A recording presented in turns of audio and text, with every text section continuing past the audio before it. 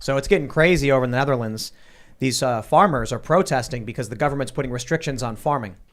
In a video going viral, in a story that's going viral, police officers opened fire on one of the farmers as they were protesting. And you combine this story. I mean, Boris Johnson resigning is partly involved, but the Georgia Guidestones being knocked over. You look at what's going on around you, and it feels like the liberal economic order, or the liberal world order, as these establishment uniparty elites like to call it, it's collapsing. They're failing. I'll tell you one thing right away, so you can understand the Netherlands story with the farmers. We're being told two things at once: that Ukraine is the breadbasket of Europe, and they can't produce food because of the war with Russia, and we're not getting fertilizer because of the war with Russia. So there's going to be a global famine coming. At the same time, they're going to farmers in the Netherlands saying, stop producing food. Now, how does that make sense? Something does not add up. So this story is actually fairly big. We'll talk about that too. We also have Bill Gates in the news rather consistently over the past several weeks because he's buying up a ton of farmland. I have to wonder about that. And then we have, oh man, I hate to say it, but a video of Hunter Biden apparently smoking crack has been published. And he's doing other things that I can't say because they're not family friendly. And he filmed himself doing it. And all of this is reflecting on his dad, who's giving him money to fund a lot of this stuff. That's what we're learning now. And for some reason, these never-Trumpers are acting like Ron DeSantis is the bigger threat. It's really interesting, isn't it? So we'll talk about all that. Plus, we're going to talk a lot about what's going on at the southern border. Texas is going to be taking a lot of illegal immigrants, sending them back to the border. And in Arizona, they want the governor to declare an invasion is occurring. And we have a great guest to talk to us about all of that. But before we get started, head over to surfinginternetsafe.com. This show is brought to you by Virtual Shield, a virtual private network service. You can get 50% off lifetime discount at surfinginternetsafe.com. A virtual private network from Virtual Shield is a basic layer of security for you as you browse the web. So if you're concerned about governments, hackers, corporations stealing your data, get Virtual Shield. And they say their VPN service is compatible with all devices. It allows you to browse the web safely and securely and anonymously using their global network of private servers and IPs. When using their VPN service, your traffic is routed through encrypted servers, meaning all restrictions, censorship, and blocks on your internet are bypassed. It's completely free for 30 days, available on Mac, Windows, iPhone, iPad, Android, Chrome. Virtual Shield does all the work for you. You download it, you open it up, you press go. It's that simple. They route your internet through their advanced encrypted servers across the globe to prevent ISPs and others from tracking you, which we mentioned. They've got personal, family, and business plans available. The family plan includes 15 devices, and the business plan allows you to add as many employees as you need. And Virtual Shield will completely encrypt your Wi-Fi connection as well, blocking hackers and everyone else from accessing any of your data.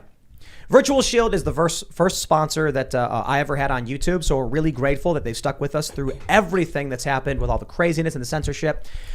Don't give money to people who hate you. Give your money to corporations, to companies that actually care about you, that are willing to get behind shows like this. So go to Surfing Internet Safe. But speaking of giving your money to people who don't hate you, go to timcast.com, become a member. In the top right, click sign up. If you want to give money to the big, massive streaming services, by all means, you're free to do what you want. But allow me to say we are trying as hard as possible, and we are building this company, and we're working every single day to compete with and rival these companies. We're a long ways off. But with your support at timcast.com, we're adding new shows. We're adding new talk shows, new investigative journalists all the time. We've added a couple journalists recently. With your support, we will grow this company. And we're going to have a members-only show for you at 11 p.m. tonight. You don't want to miss it. So don't forget to smash that like button, subscribe to this channel, share the show with your friends. Without further ado, joining us to talk about everything happening in the news as well as Arizona is gubernatorial candidate Kari Lake. It's good to be back. Thanks for having me, Tim. Do you want to introduce yourself? Yeah, I am an Arizonan. I've lived in Arizona since 1994. I drove out there as a young 20-something journalist to cover the great state of Arizona. I covered it for 27 years. And then during COVID, as a #1 news anchor and journalist in the state, I decided that I was going to walk away from my career because I no longer felt that I could tell the full truth. And when I did that, an amazing thing happened. The people of Arizona reached out. I put a video out, of course, and said, hey, I'm leaving. This is why. And they reached out and said, would you please consider running for office? We need somebody we can trust. That's amazing. So I was kind of recruited to run for governor, and we threw our hat in the ring last June, a year ago June, and we've been number one in the polls since then, and now we are officially in election month because we don't have election day in Arizona. So we're in the primary election right now, and we're doing quite well in the polls. We've been ahead the entire time, and we are pushing to bring an America First candidate, Trump-endorsed candidate, into the governor's office in Arizona to turn things around and secure our border. I like the gun stuff. And the gun stuff. Fighting for gun rights. Fighting for, well, we're already a great gun state. I mean, if you want your Second Amendment rights intact, come to Arizona. We're even ahead of Texas. We're always at risk of losing them when we have maniacs in the White House who are trying to take them away. I'm looking forward to talking about how the media has been smearing you too, because a lot of people get smeared by the media but don't have decades of media experience. So it'll be interesting to see, to talk to you about that. So we'll get into all that stuff. Thank you for joining us. Thanks for being here, for having me, actually. Yes, thank for you for being here. We also have Mary Morgan. Happy to be back. You're putting up with me, Tim. Yeah. I'm Mary. I'm the co-host of Pop Culture Crisis on YouTube. We cover more lighthearted stuff on there, things about celebrities, movies, TV shows, all the drama. And when you super chat, you can shoot money at us. So go check it out. There's money guns that when the super chats come in, it sprays money into the air. it. Yeah. All right. Hi, everyone. Ian Crossland in the house. Good to see you. Kari, I'm glad you're back. Haven't Good seen to you be for back. like a year almost. A little less You than a haven't year. been following our campaign? Oh, I have been. I saw a video of you talking to, I think it was a CNN reporter trying to get an interview. Oh, yeah. That was great. So funny. I mean, you were just so direct and like, yeah, I'll talk to you. Sure, put it on CNN Plus, and then we'll talk. yeah, it was fantastic. It's nice to see you in your element. Yes, Thanks for that was coming. fun. Great to see you That again. was And the shirt that I have a Kari Lake shirt. It's the best material, like most comfortable Isn't it material great? of all my shirts. I call it day to night shirt. You can wear it all day, and then you can sleep in it. Yeah. If you don't want to, put your pajamas on, you just Super sleep in the soft shirt. cotton. Are you selling those? We do sell those, and yeah, but I think we can get you one. We can get you a deal on one. Let's talk. What color do you need? I like the purple one. Well, I have one. Maybe we can diversify. Okay. We'll talk Ian's after the already show. selling Thanks, merchandise for Kari. I'm Go so to our delighted that website, by Kari- the way. Sorry, I didn't mean to. What is the website? KariLake.com, KARILAKE/shop. I'm so delighted that you're back. I'm excited to hear what's going on in your campaign. I saw a few of your ads, and your video with that CNN reporter are definitely what put you back on my radar. So I'm Yeah, excited that's to hear funny. what you It's have good to say see you tonight. again, Lydia. Well, let's before we get into all the domestic stuff, let's talk about what's going on with this global agenda. We have this story. This is a really freaky story from Timcast.com. Dutch government shoots live rounds at farmers protesting mandates. Lawmakers enacted restrictive laws to combat climate change. Dutch police opened fire using live ammunition against farmers protesting the government's mandatory restrictions and closure of some farms to meet climate goals set by the European Union. This is really fascinating. We got tons of tweets here, all breaking this down. Shots fired. Police said the tractor drivers attempted to drive into officers and service vehicles. I got to say, if you watch the video, that's not true. It's a tractor that just drives around. Like it pulls out and starts going down the road, and then a cop just fires at him. The tractors don't go that fast. Right. It's like Austin Powers. Yeah. You guys remember that? The scene with You the see that? steamroller. Yeah, the steamroller. And the Yeah. guy's like, no, are you kidding? Here's what's really, really crazy about this. So in the context of the Georgia Guidestones being blown up, I can't say too much because we have some journalists investigating this. But let me just say that there are some sources involved who say it appears to be a politically motivated attack. Obviously, someone went and blew up the Georgia Guidestones, what they call the monument to globalism. But let me make this point. We have a fertilizer shortage because of the war with Russia and Ukraine. We have Russia and Ukraine reducing their exports of food to neighboring nations, which is supposed to cause a global famine. And at the same time, as we're being warned about all this, at the same time, we're hearing, Germany and other countries panicking over a lack of fuel. European nations are telling their farmers to stop farming. Here's the crazier thing. We're being told we're going to get hit by rising food costs, a lower crop yield, and potential food shortages in the United States. And we're even hearing from people in the industry, they're chatting us saying farmers in the U.S. are still being paid not to farm. So what is going on with all this? And you forgot to mention all the food processing plants that are burning down that the news isn't covering. Well, so I mean, they're covering it. It's just not in the mainstream national cycle. Now, I will say to that point, we've questioned whether or not it's abnormal, the amount of fires. And so we got these fact checkers came after us, and they were like, Timcast published fake news claiming that all these fires were happening. And our article was bad. Don't get me wrong. Like we had some errors. That's true. But we did some digging, and it looks like it's slightly above average, the amount of That's fires. normal. I saw the list. It went on and on and on. I'm like, wow. And this, I really haven't seen much on it. But So there's tens of thousands of warehouses, tens of thousands of factories. Fires happen. What we got to be careful of is sometimes like a car crash happens near a building and then people are like, oh, what was this? But here's what I can say is even on that story, it does look like there's more fires than there have been over the past few years by a small amount. So take it for what it is. Either way, I'll say this. These fires are a news story because we're being told there's going to be a food shortage. More importantly, if these fires are happening and they are normal, isn't that grounds to tell farmers to pick up production? Start producing. We have the same thing because of water issues in Arizona. There's a lot of fields that are fallow that you're just not putting any, you're not planting.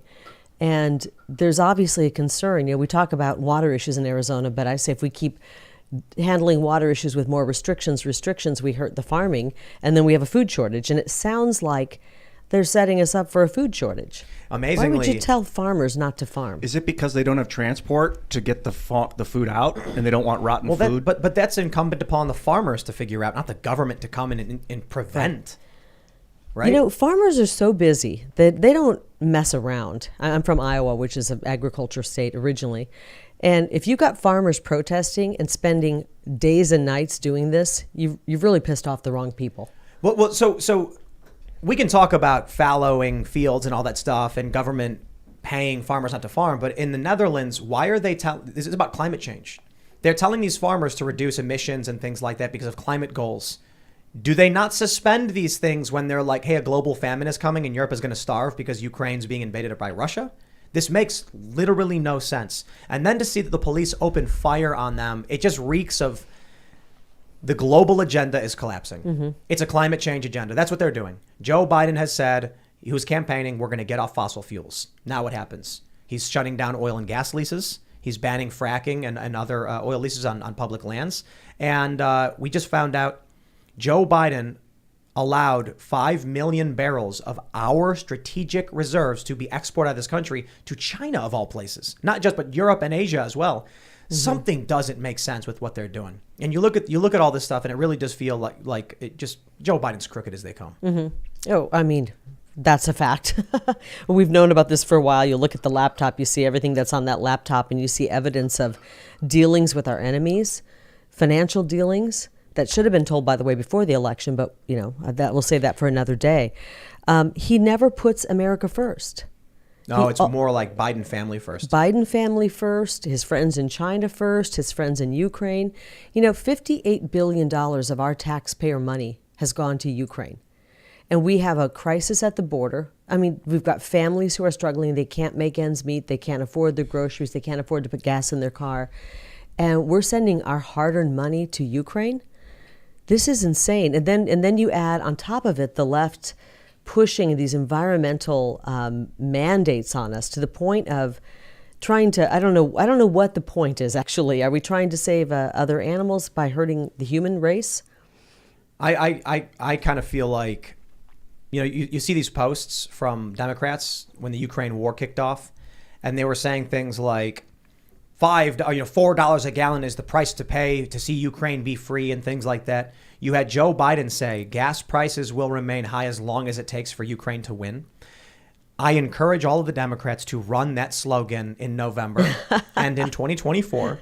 So when the voter walks up to the gas pump and they're picking up the gas pump and looking at the $5 a gallon, and then those little TVs play, and it'll be like breaking news. Joe Biden says, you got to pay for Ukraine. Keep saying it and see if you win. And didn't one of his advisors say the gas prices are going to remain high until we get the liberal world order?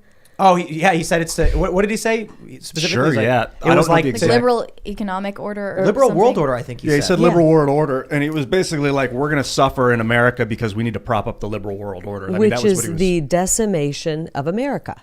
which is the decimation of the middle class, the working class. They've been working at this for a generation now, and it started back in the 80s when they started closing up the manufacturing and the political elite sold out our companies to China. It was in 1946 is when it began. They started the liberal economic order in 1946 to prevent World War III. They were like, we need to set up a world police. And Eisenhower warned us about it. He's like, yo, this military industrial complex, he called it. But they started, they used American military as the tip of the spear.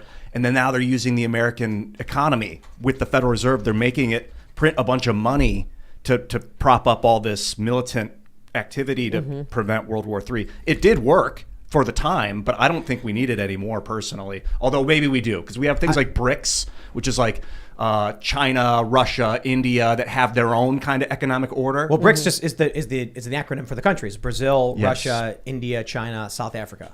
Yep. So it's really easy to remember. And it's like one or the other. I don't know if there isn't some sort of global militant standard. I'm Then starting maybe to think that Biden is more loyal to BRICS than us. Well, so we actually, I have it here from Newsweek. It was Biden advisor Brian Deese saying, this is about the future of the liberal world order, and we have to stand firm. Here's what's amazing. 10 years ago, if you were to bring up something like that, you were a crackpot. If you said, isn't this so amazing? If you came out and said, there are global elites orchestrating what's happening around the world for their special interests, they called you a crackpot. Now they come out on TV and say it. They just go on CNN and say, this is what we're doing. Here's the best part. There was a poll I saw, and it said something like 53% of Republicans believe that the world is being run by a ring of a global elite international, let's just say, child abusers. Okay. And it was framed as though these people were crackpot, crazy conspiracy theorists like Pizzagate stuff. And it's like, you look at that story, and then a week later, they're like, Ghislaine Maxwell sentenced to 20 years for the elite global trafficking among world leaders, and we don't know who her client list is. Now, look, you want to argue that that is the intent behind what they do internationally? I don't know. What we do know is Epstein, Maxwell, well, that happened. Now, we'd like to know who they were dealing with. We know that a bunch of people, global elites, were flying on those planes. But my point ultimately is this. It was a conspiracy theory 15 years ago. Now, we actually just read the news about Maxwell getting convicted, getting sentenced to 20 years. Now it's all just happening. And we see the guy saying liberal world order. Isn't that I crazy? suppose they want us to think Alex that Jones they're vindicated. not smart or organized enough to do any of this with malicious intent. And I think that's what Biden hides behind, is that everyone views him as this senile old man. But That's the he joke is we crooked. made. Well, we made the joke that, Biden goes up on stage and he's like, hey, we got to, come on, Batacalf care. And then everyone laughs. Then he walks off stage, bro. And then as soon as he's behind the scenes, he goes, all right, where was I? I want you to bomb those kids. We're invading. Let's go. Send $60 billion to Ukraine. It's kind of Yeah. sick if he is like okay with being the laughing stock. Just for the It's sake really of, sick to think that his son Biden, or his son Hunter, has been like the brains behind a lot of these illegal financial dealings that President Biden has been behind. I think he's the proxy. I think Hunter Biden is the tool that Joe uses to skirt the law. Why? So look, he flew to China on Air Force Two. He brings Hunter along with him. Hunter Biden does these private equity deals with China. I think that's all Joe. So Joe makes the arrangement, and then Hunter kind of signs on the dotted line. I mean, think about it. There's laws. Look at how any rich person tries to evade taxes or give money to family. It's like, you can't do it, right? We got reports that Joe and Hunter were sharing bank accounts. So I'll give you the simple hypothetical. Joe Biden goes to Ian as vice president and says, I'm going to build some buildings in your country. It's going to be great. Your economy is going to boom. My son needs a favor, though. Totally unrelated. And then the country does a deal or special interest do deals with his son. And he goes, don't look at me. What my son does is his own business. I don't even ask him about it. I don't talk to him about it. Remember, he said that? Then we got a photograph of him with Hunter and his business associates. And now we have a voicemail of Joe saying, I read the piece. It looks like you're in the clear. He actually said that. Yeah. I think Joe is doing the deals and he's using his son's name to collect the money. That's why in that email, they were like 10% for the big guy. These people are crooked. Yeah. All I know is it's a messed up family. I don't want to go too deep into the election, but I don't feel he should be in the White House. And Well, he's run this country into the ground. He's run the country into the ground. And that's one of the reasons I'm fighting so hard in Arizona, because we're not going to let him take Arizona down with him. Well, and it's going to come to the states, each state to say, no, back off. We're going to go back to states' rights here and protect our own people. I dig it. Let's get a little bit more into the domestic issues. And I want to say, I'm sorry it's coming to this. For people who are watching, you might not want your kids to hear this stuff. This stuff's dark stuff. But this is the president's son, the Daily Mail reports. Naked Hunter Biden filmed himself smoking crack, drinking hard seltzer, and You could do it, himself. You can Just say that. You can read it yourself at home. Yeah, while floating inside a sensory deprivation tank 1 month after convincing Dad Joe to wire him $20,000 for his detox program. The first family, the son of the president. These videos are coming out because the laptop got released, and the stuff we're learning about this family is dark. It's bad stuff. Mm-hmm. The apple doesn't fall far from the tree. And in my personal opinion, I think Joe Biden was abusive towards his kids, because you don't turn out like Hunter Biden unless you had bad parents doing something. Mm-hmm. Bad family. You take a look at how Hunter Biden turned out, and then you have to ask yourself about the leadership capabilities of Joe Biden, and then you look at the country and you start to put it together, right? Mm-hmm. So I don't know what your thoughts are on all this stuff. More of this is going to keep coming out. I think it absolutely is indicative of who the Democrats are willing to elect, regardless of their moral character and of the leadership capabilities of the man himself. That is the point right there. We knew there were problems. This is not news to a lot of people. I was following this before the 2020 election. I knew a lot of this before the 2020 election. And the fact that the media kept that, the corporate media bosses kept that from making its way to the people so they could make an educated vote and decision when they went to vote. Look at Twitter. But there were a lot of Democrats who probably knew that and said they didn't like Trump, so they so wanted to get President Trump out that they were willing to vote for someone like that. The reality is, Trump has done bad stuff. He's said mean things. He called Stormy Daniels horse face. Didn't he call someone a fat pig or something like that? Rosie O'Donnell. Only Rosie O'Donnell. That's right. I remember that from the debate. Rosie O'Donnell. But here's the issue: the overwhelming majority of the bad things they claimed Trump did, they made up. They fabricated it. So I just don't want to get distracted by Donald Trump when we're talking about the Biden family. Yeah. Biden family is its own thing that's pretty horrific when you start to dig it open. Agreed. My point is just we had an election in 2020, and it was between Trump and it was between Biden.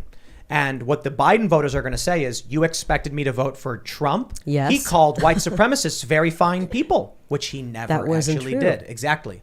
And so they believed the lies about Trump. They believe the lies about people like Kyle Rittenhouse. I tweeted that the Kyle Rittenhouse thing was put me over the edge to vote for Trump, because I saw how they're trying to destroy this guy, and we needed to push back and stop this. And that was and Trump pinned it to his profile on Twitter. And that was used by many on the left to accuse me of being wrong or being right wing or whatever, or far right. But I was correct. When in fact, you actually had the courage to stand up and say the truth about a young man who was being persecuted. And exactly. They wanted to tear you apart and destroy you. And when that happened to you, you probably went, ooh, I think I know a little bit what it must be like to be President Trump right now. I'm feeling that myself because I'm being attacked right now. And you're getting 1/50th of it. Exactly. I talk to President Trump regularly, and I said, I know I'm getting the Trump treatment right now. And, you said he's done some bad things. I don't think he has. I disagree with you on that. I think he's done some amazing things. His family, I know them. They're incredible people. But the media has been tearing them apart relentlessly since 2015, 2016. And some people have just bought into that because they still believe the media. And what I want to tell people after working in it for 30 years is turn it off. Do not believe it. They've got an agenda, and you just can't believe it. I mean, honestly, I'm getting better information here at Timcast. You're putting out, I'm listening to you before this show, and you're very thoughtful on what you're putting out and making sure things are accurate. We're not all perfect. Sometimes you make a mistake. I'm watching you, and after working 30 years in TV and in journalism, I'm thinking this is more journalism than what I was seeing in journalism the last at least 5-6 years. I will say, to clarify my point on Trump, I think Trump is great. I think I can understand why people don't like his character. I tell these stories. I've talked to regular people, say they don't like the way he talks, but I know a lot of people do like the way he talks. And the way I saw it was we needed someone to fight back, especially with the media lying about people like Kyle Rittenhouse. Mm-hmm. But no one's perfect. We needed a brash New Yorker to come in. Remember, he beat back 18 other Republicans, many of them rhinos, establishment swamp creatures. We needed a tough, brash New Yorker who told it like it was. We couldn't get some mealy-mouthed person to do that. And thank God he came in at that point. But there are things that Trump... here's what I want to say. What Joe Biden is, I view him as corrupt. I view Trump as having done bad things as either mistakes or making bad decisions. People are allowed to make mistakes. People are allowed to make bad decisions. You criticize them for it and say, do better. There's things about Donald Trump that I personally don't like, but for the most part, I think he's a good guy. I think he was actually a really great president. I don't like some of his foreign policy decisions, but I overwhelmingly like his foreign policy. So commando raid potentially killed a little girl, an American citizen. That's what we've heard. I would like to see an inquiry into that. Getting our troops out of the Middle East was the first president in my lifetime who not only did not start a war, but was actually ending wars. So for that, here's what I want to be careful of. If you come out and you're just like, Trump is the best, he's so good, then people who have questions about things he's done, they close down. But I also don't want to play this game where it's like, oh, Trump was so awful, when the reality is, oh yeah, it wasn't perfect. He did some things that I think were questionable, wrong, or just bad. But Joe Biden is a hundredfold. Yeah. 100-fold I think, worse. what you're saying is you're trying to say, hey, Trump wasn't perfect. We're all humans. But Joe Biden is not just imperfect. He is corrupt. Malicious. He's actually malicious. And you look at his family. We know Trump's got attacked and his children got attacked. Joe Biden raised this family. And if you look at his daughter's diary, I mean, this is crossing the line in a serious way where police should have been involved, possibly even arrests involved. Joe Biden. There's such insidious stuff in that family. Yeah. And it's not just the reasons that people dislike either of them, but there's such an organic appeal to Trump, whereas the support for Biden is all reluctant support because they hated Trump. I don't see anybody enthusiastic about Biden. No. Never. And I didn't see it before it's shocking 2020 that they're either. so brazenly just screwing the American people. Yeah, it's almost like their hatred for President Trump is so overwhelming and eating them up that they're willing to sacrifice our country, our Constitution, our freedoms to okay, we got him out. I don't know if it's actually that they hate Trump. I don't know if they're smart enough to actually hate the man. So I think it may have been Austin Peterson, Lydia, correct me if I'm wrong, who was talking about a friend of theirs. But we had a guest on saying their friend believed, they were like a liberal Democrat, that Trump called white nationalists very fine people. And so he said, just here, read the transcript. And the person started reading it and then like paused and then scrolled back and started reading it again and then just froze, got up and left the room. Unable to process the fact that Donald Trump never said white nationals were very fine people. I don't remember who that was. Yeah, it was Austin Peterson. It was Austin Peterson. Yeah. I remember that, and it was a huge story. And I remember hearing his entire remarks and going, I don't remember him saying that. Then the media would perpetuate it over and over. And I even went back a couple of times and listened to what President Trump said. Am I hearing something wrong? Because everyone's saying he said this, and I remember hearing that. Looking back at it a couple times just to make sure I didn't mishear it. So I don't think they hate Trump. I mean, they do hate him, but what I mean to say is it's not real because they don't know. They didn't investigate. They didn't bother to. I think what actually motivates these people is fitting in. So you walk around New York and everyone just says, oh yeah, I hate Trump too. And so they go, okay, that's their identity. Fitting in socially is more important right. than being inquisitive and finding out the truth. For me, Do you think people living in more conservative areas do the same thing? Well, I can tell you because I live in a red state. I think we're we're a lot more, who cares what they think about us? We want the truth. Yep. Now, not to say we don't have people in Arizona who are, like you just described, they're more, the peer pressure gets to them. That's why when I see, to be honest, a young conservative, and we have a lot of them involved in our campaign, and they'll say, oh my gosh, I'm so inspired by you. And I think, oh, I'm a middle-aged woman. Of course I'm going to be bossy and tell it like it is. This is what middle-aged women do, right? But I say, no, I'm inspired by you. When there's a young person, 18, 20 years old, 22, who's pushing back against that peer pressure, is that what you still call it? Peer pressure, is that an outdated word? They're pushing back against their social pressure, social media, and speaking the truth. That is actually very courageous. Well, let's talk about the Founding Fathers, because before the show, we had some interesting data points. Lydia, do you still have that data about the Founding Fathers? Yeah. You want to read it? Sure. Well, we pulled it up, and it looks like the founding fathers were, I want to say James Monroe was 18 years old. 18. This is when the These are the signers of the when they signed Declaration? the Declaration of Independence. 18. 18 years old. Yep. 2 of them were 20 years old. The oldest one mentioned here was, Thomas Jefferson was 33. Wow. And we have 20, 20, and 25. Who were the 20? Madison was 25? I believe so, yeah. I saw Monroe was the 18. responses to that. It's a tweet, right? Listing No, those it's a ages. story. I saw a tweet that was listing those ages, and the responses were like, well, it's because the life expectancy back then was like 45. So an 18-year-old was the same as a But that's- 35-year-old. It's not true. That's Like, not true. Yeah. that, If yeah. the reason the average life expectancy was so low is because of infant mortality.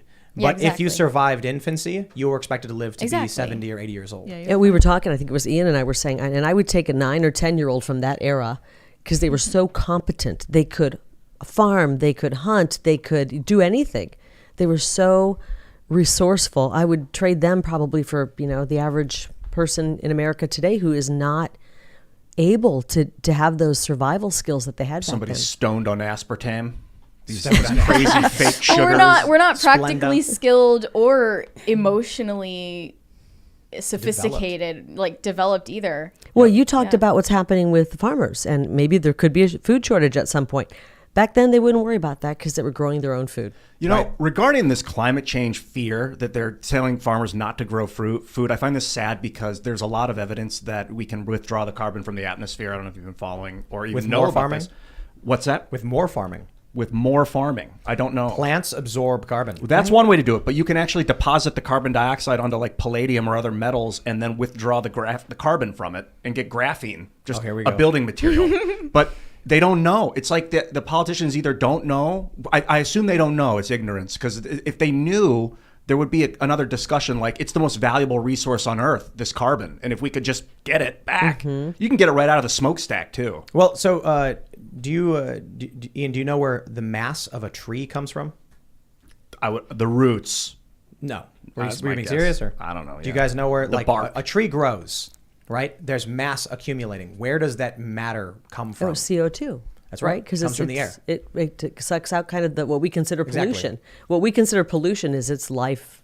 The building it's blocks needed. of a tree come from the air. It takes the carbon, it builds. It's like from how the air. ours comes from the food that we eat. That's their food, is the carbon dioxide. Well, it's also water. Well, and stuff they in the emit soil. oxygen as They well, make- right? We kind of are. They take the carbon dioxide and rip the carbon off and spit the oxygen Mm-hmm. back out. So when you have farmers being told not to farm, it's like those crops actually absorb carbon from the Mm-hmm. atmosphere. Why would you not want that? Now I can understand concerns about nitrogen is what they're saying, not necessarily talking about carbon, but we want more plants to be growing. So why wouldn't you just be like, hey, plant a bunch of trees? Like, allocate a certain amount of time, plant trees in these places. Anyway, look, I'm not going to pretend to be an environmental expert because I'm sure whatever I said made no sense. Some scientist is probably like, Tim, you're wrong for these Sure, reasons. but like government but don't you pencil think that- pushers That don't also really doesn't mean know you are anything wrong. either. Exactly. They're They're in the legislating same on position. it. Yeah. What were you saying, Kari? Well, I think we all want a healthy environment. We want to have clean air, clean water. But it's gotten to the point where it's being pushed so much that it's destroying our economy, pushing companies out. Oh, you're going to pollute too much CO2. And the company finally says, we'll just move it to China or India. Yep. And then they take all those jobs away. They destroy all those families. They destroy a local economy. And, talk about an animal in peril, the human being.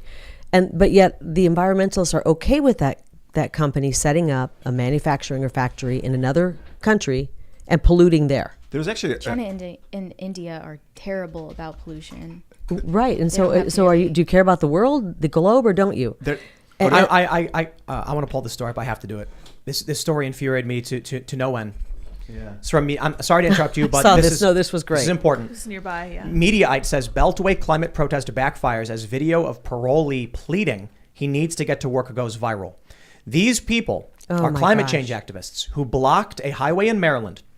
A man gets out of his car and says, "Hey, I got to get to work. I'm on parole. If I don't get to work, I will be put back in prison." They don't say a word. They ignore him. They don't care. He says, "Please give me one lane. Let me go to work." They ignore him. He starts yelling at him, ripping their signs. The police come in and arrest him. Yep. Here's the I saw worst the of it. video of them pulling these guys off. I thought it was great. I'm like, pull each and every one of them off and move the traffic. He got arrested. He got arrested, and then this guy, Guido Reichstatter, who was there, launched a fundraiser trying to raise $100,000, saying, help this man out. He doesn't know who the guy is. He doesn't know the guy's name. He is trying to raise $100,000 off the back of a man whose life he destroyed. These people, this is the trolley problem. They would pull the lever to kill you in a moment if they thought they were doing good. Now, here's the reality of it. The trolley problem presents you guys familiar with it, right? Yep. We all love the trolley problem. There's 5 people on the tracks. The train's going to come and hit them. If you pull the lever, you kill someone who is not in danger. But it's one person versus the 5. You see, that is a very simple way of explaining these problems. You can see 5 people in danger. You can see one person not in danger. Would you pull the lever? The reality is these psychopathic narcissists who would destroy your life for their righteousness cannot see anything. You're right. So here's the better trolley problem. A train is coming. The track is completely clear. Someone runs up to you and says, hey, if that train keeps going, eventually someone will die. Now, if you pull that lever and divert it, you'll kill that person. What do you say? That's what they're doing. They know they're destroying lives. They know they ruined this guy's life. They're trying to make money off of it. $100,000. He doesn't know who this guy is. He's not gonna be able to give him any money. And they don't know that climate change is actually going to cause the problems they think it's going to cause. No one is smart enough to predict exactly how it will play out. Well, and their solutions to climate change are going to cause even more drastic and horrible problems for the world, I believe. So they don't really care about people at all. And they don't care in the same way that these Biden, I guess, voters who just hated Trump don't care about outcomes for people. Exactly. And then the fact that this man launched a GoFundMe seeking $100,000 is the perfect example of who these people are. They don't care. They hate Trump, and they will try to make money off you. Mm-hmm. That's so brutal. So Greta Thunberg. I didn't know that had gone on, that the man was on parole. He was going to a job he had to show up at, or he was going to get thrown back behind bars. If he didn't show up to work on time, he get thrown in jail. And he didn't drag. I saw the video of him like grabbing a sign, but do they just not get out of their cars and just pull the people off the street because it's a type of assault? I or saw something? a woman there too, and I was actually going, bravo, get these people off the road and allow people to get moving. Yeah. They may not have to work, or they may want to sit home, and they may want to cause trouble, but people have lives to live. They have children to feed. They have mouths to feed at home. You know what this is? First, I respect nonviolent civil disobedience. They want to come and they want to block the highway. Bravo, do your thing. You got your attention. Congratulations. The police should then come in and arrest them within a matter of minutes, clear the road. You've made your point. You got arrested. You cause a traffic jam, but everybody carries on, and it's a minor inconvenience. The police were not doing anything. Well, the cops were letting them there's stay not a there. lot. Also, they've defunded the police. The same people want to defund the police. I didn't mind that somebody pulled them off the road. They didn't do it in a violent way. It's like, dude, this is a road for traveling on. Take your protest. We get the idea. Move it along. Right. I didn't think pulling these guys off the road was an act of violence when you got thousands of cars backed up. And the cops just let them sit there. So I'll tell you something. Let's ramp up the fear. So you see how they treat this one man. They destroy his life. They try to make money off it. Greta Thunberg famously said, we want to end fossil fuels now, paraphrasing. We don't want to wait till 2030. We don't want to wait till 2023. We want to end it now. Do you know what would happen if we shut off fossil fuels like that right now? I think the estimate is 60 million people die overnight. Wow. Yep. I would think that everything would collapse. Without fossil fuels, we don't have electricity. We don't have plastics. Plastics are built from oil, man. That's right. But the immediate reaction is, without oil, if we just stopped all use of oil right now, first, diabetics, they're done because insulin is kept refrigerated. If they can't get power, if they don't have some kind of alternate way of backup power, they die. Many people are reliant on heat from fossil fuels. In cold climates, older people, they die. When you get these activists like Greta Thunberg, who outright ignore countries like China or India and just rag on Europe and the United States, say they want to end it today, you might think, oh, she's just ignorant. If only she knew that what she was proposing would kill millions of people, she would not advocate for it. No, she would. And they do know, and they do it anyway. And they've made her a celebrity, and I mean, they put at the top of the ticket for their environmental, ideas at the time. I think she was 16 or 14. Yeah, that was their spokesperson. Well, you know what? I strongly encourage all of these young people to be like Greta Thunberg, drop out of school. Hey, I've met some smart people who aren't in school. What I'm would on the she- campaign trail. A lot of the smartest people I meet, the greatest kids I meet, are the ones that are homeschooled. That's why. And should you be can like Greta spot them Thunberg. from a mile away. I'm not sure that Greta would be on my list of smartest people, but She seems I don't know her, so I don't overeducated. want to. I don't want to. Like, what would Greta even say to those points you were making? I don't think she would know what to make of them because she's so Dumb. hyper fixated on this issue. Like she does have autism, and it is her special interest, but it's being made into her career path. She was like, these people have a fantasy of unlimited economic growth.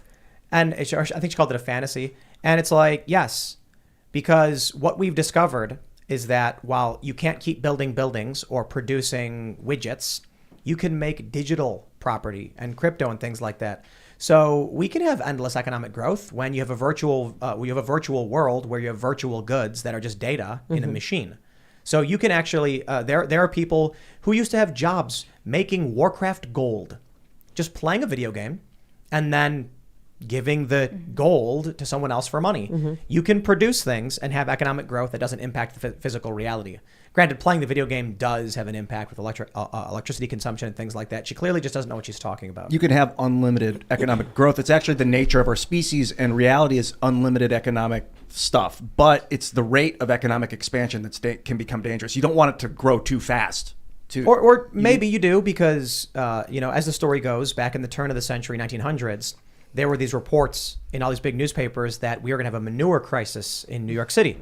That there was going to be horse manure piling up in the streets. It would be so much you wouldn't be able to get around anymore. Nobody would live there. And then the car got invented. Yeah, same thing with carbon in the air right now. Imagine if they went back and killed all the horses because they were like, no more horse manure. We need to stop horses now. It would have been tragic. The same thing with trying to stop carbon producing machines. Well, you laugh, but AOC put out a Green New Deal thing that said farting cows. Remember that? Yep. Farting cows. We've got to They had more teach these common people. sense back then, though. They didn't have this lunacy back then. I think if we can I like Alexandria Ocasio-Cortez because I feel like she's at least a real person. Whether or not she's misguided what? or not, she's at No. least like a real normal person. But like, Wrong. if you talk to her about carbon recapture tech and you lay out the graphene production in the industry that we could create, I think you could bridge a gap between climate activists and national industrialists. We could make the United States the greatest industry on earth, just making the cheapest graphene to make 21st century industry, Right. and clean up the air. And It's live in not synergy with the actually trees. about preserving the planet or cleaning up the air. I think Greta's cause is really just to lower the standard quality of life in the West and reserve, things like meat and air conditioning and flying on planes for an elite class. Look what she did when she was like, I'm going to go to the UN and take a boat instead of flying. And then she went on this really expensive fiberglass ship with a crew that kept her safe. And it was like, I forgot how much it cost to do this journey. But it was a huge stunt that consumed way more carbon than actually just flying All on a about plane. resource hoarding. Yep. It's a scarcity mindset. I do believe she's been used by her surroundings. Like her Yes. parents, I think, kind of pushed her in that direction, Totally. and then Because they're her handlers. entertainers. But I gotta push back. AOC is not a real person. Relative to most people in Congress, that's what I mean. I think That's the she's appearance, 'cause she good at goes on Instagram communicating Live to and, people, like, and people makes think they have a pasta. friendship with her because she's in her kitchen and Yeah, she's having like- wine and making dinner, and they go, "Oh, she's my friend," and that's where she's been able to connect with people and young people. And this is where and I do believe we're seeing a huge movement of young people getting into politics because they realize the last few years that politics affects their lives. It affects their lives. It affects their ability to interact with the masks on their face and all of the shutdowns and the forced vaccines and all that. I know I can't say that. I'm sorry. But, she was able to get young people involved in politics. I think she is leading them astray. But what we're seeing now is a huge movement of young people. And I think they're becoming conservative because they're looking at who tortured them the last 3 years.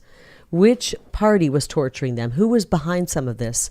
And we're seeing it in our campaign. We're seeing a lot of young people coming in and getting involved. I think they're going to vote in droves, actually. Well, Mary, you're a young person. What do you think? Well, the left has obviously outdone the right by miles in having their finger on the pulse of culture, and the right is only just now catching up. And it really hits home what you said about like the masks, because that's, I think, when it touched a lot of people's personal lives for the first time. That's like, it is literally right in your face, muzzling you, yeah, hand over your mouth. And they were told by social media and the entertainment world, this is good, you're doing a good thing. But in their brain, they're thinking, okay, all of the people in my social world, the celebrities who I like, are telling me this is good and we need to do this. But deep down in their heart, they went, this sucks. Yeah, Well, young people are hungry for more. But do you think the Gen Z is going to? So I want to make sure I clarify. Republicans have more kids than Democrats. Liberals, conservatives have more kids than liberals do, and so there's more Gen Z conservatives by a tiny bit, according to Pew. But in general, among like normie Gen Z, do you think they're like leaning more anti-establishment, anti-woke, not necessarily right-wing, or do you think they're left? Can you ask it? Are they leaning more Biden? Because Biden's That's right, yeah. Because I think they're seeing him as very uncool. I don't know. Am I right or wrong? It depends. Like who does Gen Z want to make the butt of their jokes? That's like really what you have to watch, because humor is all they have. I don't think they're leaning any direction. They're kind of just hopeless and Hopeless. yeah. I mean, their sense of humor is like this post ironic. Yeah, it's so nihilistic. I think they're like alienated from Well, they should vote for politics. Trump. They should. It's very late 1920s. It feels like Weimar Germany, where they needed a villain. They needed a butt for their joke, and Hitler pointed them at the Jews, and then they had their villain. Like, we need to be careful that and we it's do not not. just really that, the but same thing. they hate themselves too. Like, I feel so sad when I see people a little bit younger than me out in public, because they just look so uncomfortable in themselves. And I think the pandemic really exacerbated that, because they were socially isolated. They got a terrible education over a screen for years. Thankfully, I was spared from that. But It's going to be really weird, because there's this COVID period. It's going to have a profound impact on people, even though it's only a couple of years. So you've got millennials and older who lived a life outside of the lockdowns until the lockdowns happened. So they were adults. But then you've got Gen Z and Gen Alpha, who developmental years were happening in this lockdown period, which is going to scramble their brain. This is where, oh my gosh, as a mom, I'm just very sad about what happened, what we did to our kids. And just listening to you talk about their sense of humor, we tortured our children. And it's not the moms who did it, but a lot of moms and dad felt like they were being forced to abuse their children, every day having to put a mask on their 4-year-old and send them off. Or the parents who were on planes, and they were like, put the mask on your 1-year-old, and they were like, they keep taking it off. And they were like, don't care, get off then. Yeah. And it's just like, it's a 1-year-old. And it's forcing these parents who love more than anything this child to do something they know is wrong. And it is sick as hell. And we will never, ever forget that. What are your thoughts on homeschooling? I love it. I mean, I'm out in the campaign trail, and I can spot a homeschooled kid from a mile away. They come up, they talk to you, they look in the eye. I'll say, are you homeschooled perchance? And they're like, yeah, I am. Been homeschooled. And then the mom will say, I'm homeschooling them for 3 years, started with COVID. And really bright kids, bright kids. Isn't it crazy that the institutionalized learning facilities funded by our taxpayer dollars are stunting children and inhibiting them? And that you can see it in a homeschooled kid that they're better adjusted, more mature? You know, the school, what do they call it, the teachers union, they're having their national meeting right now. And can you believe they're trying to push for masks again? Wow. This is sick. It's absolutely sick. In the public schools? Yeah, that's one of their agenda items. Insane. It's like, are you serious? Are you really? Do you It's want sadistic. nobody going to your school? We just passed the biggest school choice bill into law in this last session, in the last couple weeks, that the money follows the student. Arizona is the leader in this now. So if you've got, Ian has a son or daughter, and you don't like what they're teaching in the school up the road, you say, you know what, we're taking the money, our tax money, we're going to this school. And it's huge. So this is the craziest thing. I'm a huge fan of school choice. Because we saw the Supreme Court ruling up in Maine, for instance, where they said in certain areas of Maine, they don't have public schools. So the taxpayer is given essentially a voucher to choose where they want to go. Maine was like, okay, but you can't go to religious institutions. Supreme Court said you can't do that. That's meddling. That's, we got. But we got you could send separation. them to an international school. Right. So now we see that the left freaks out. We see in Florida, I think Florida just did a school choice thing, or they're moving towards it.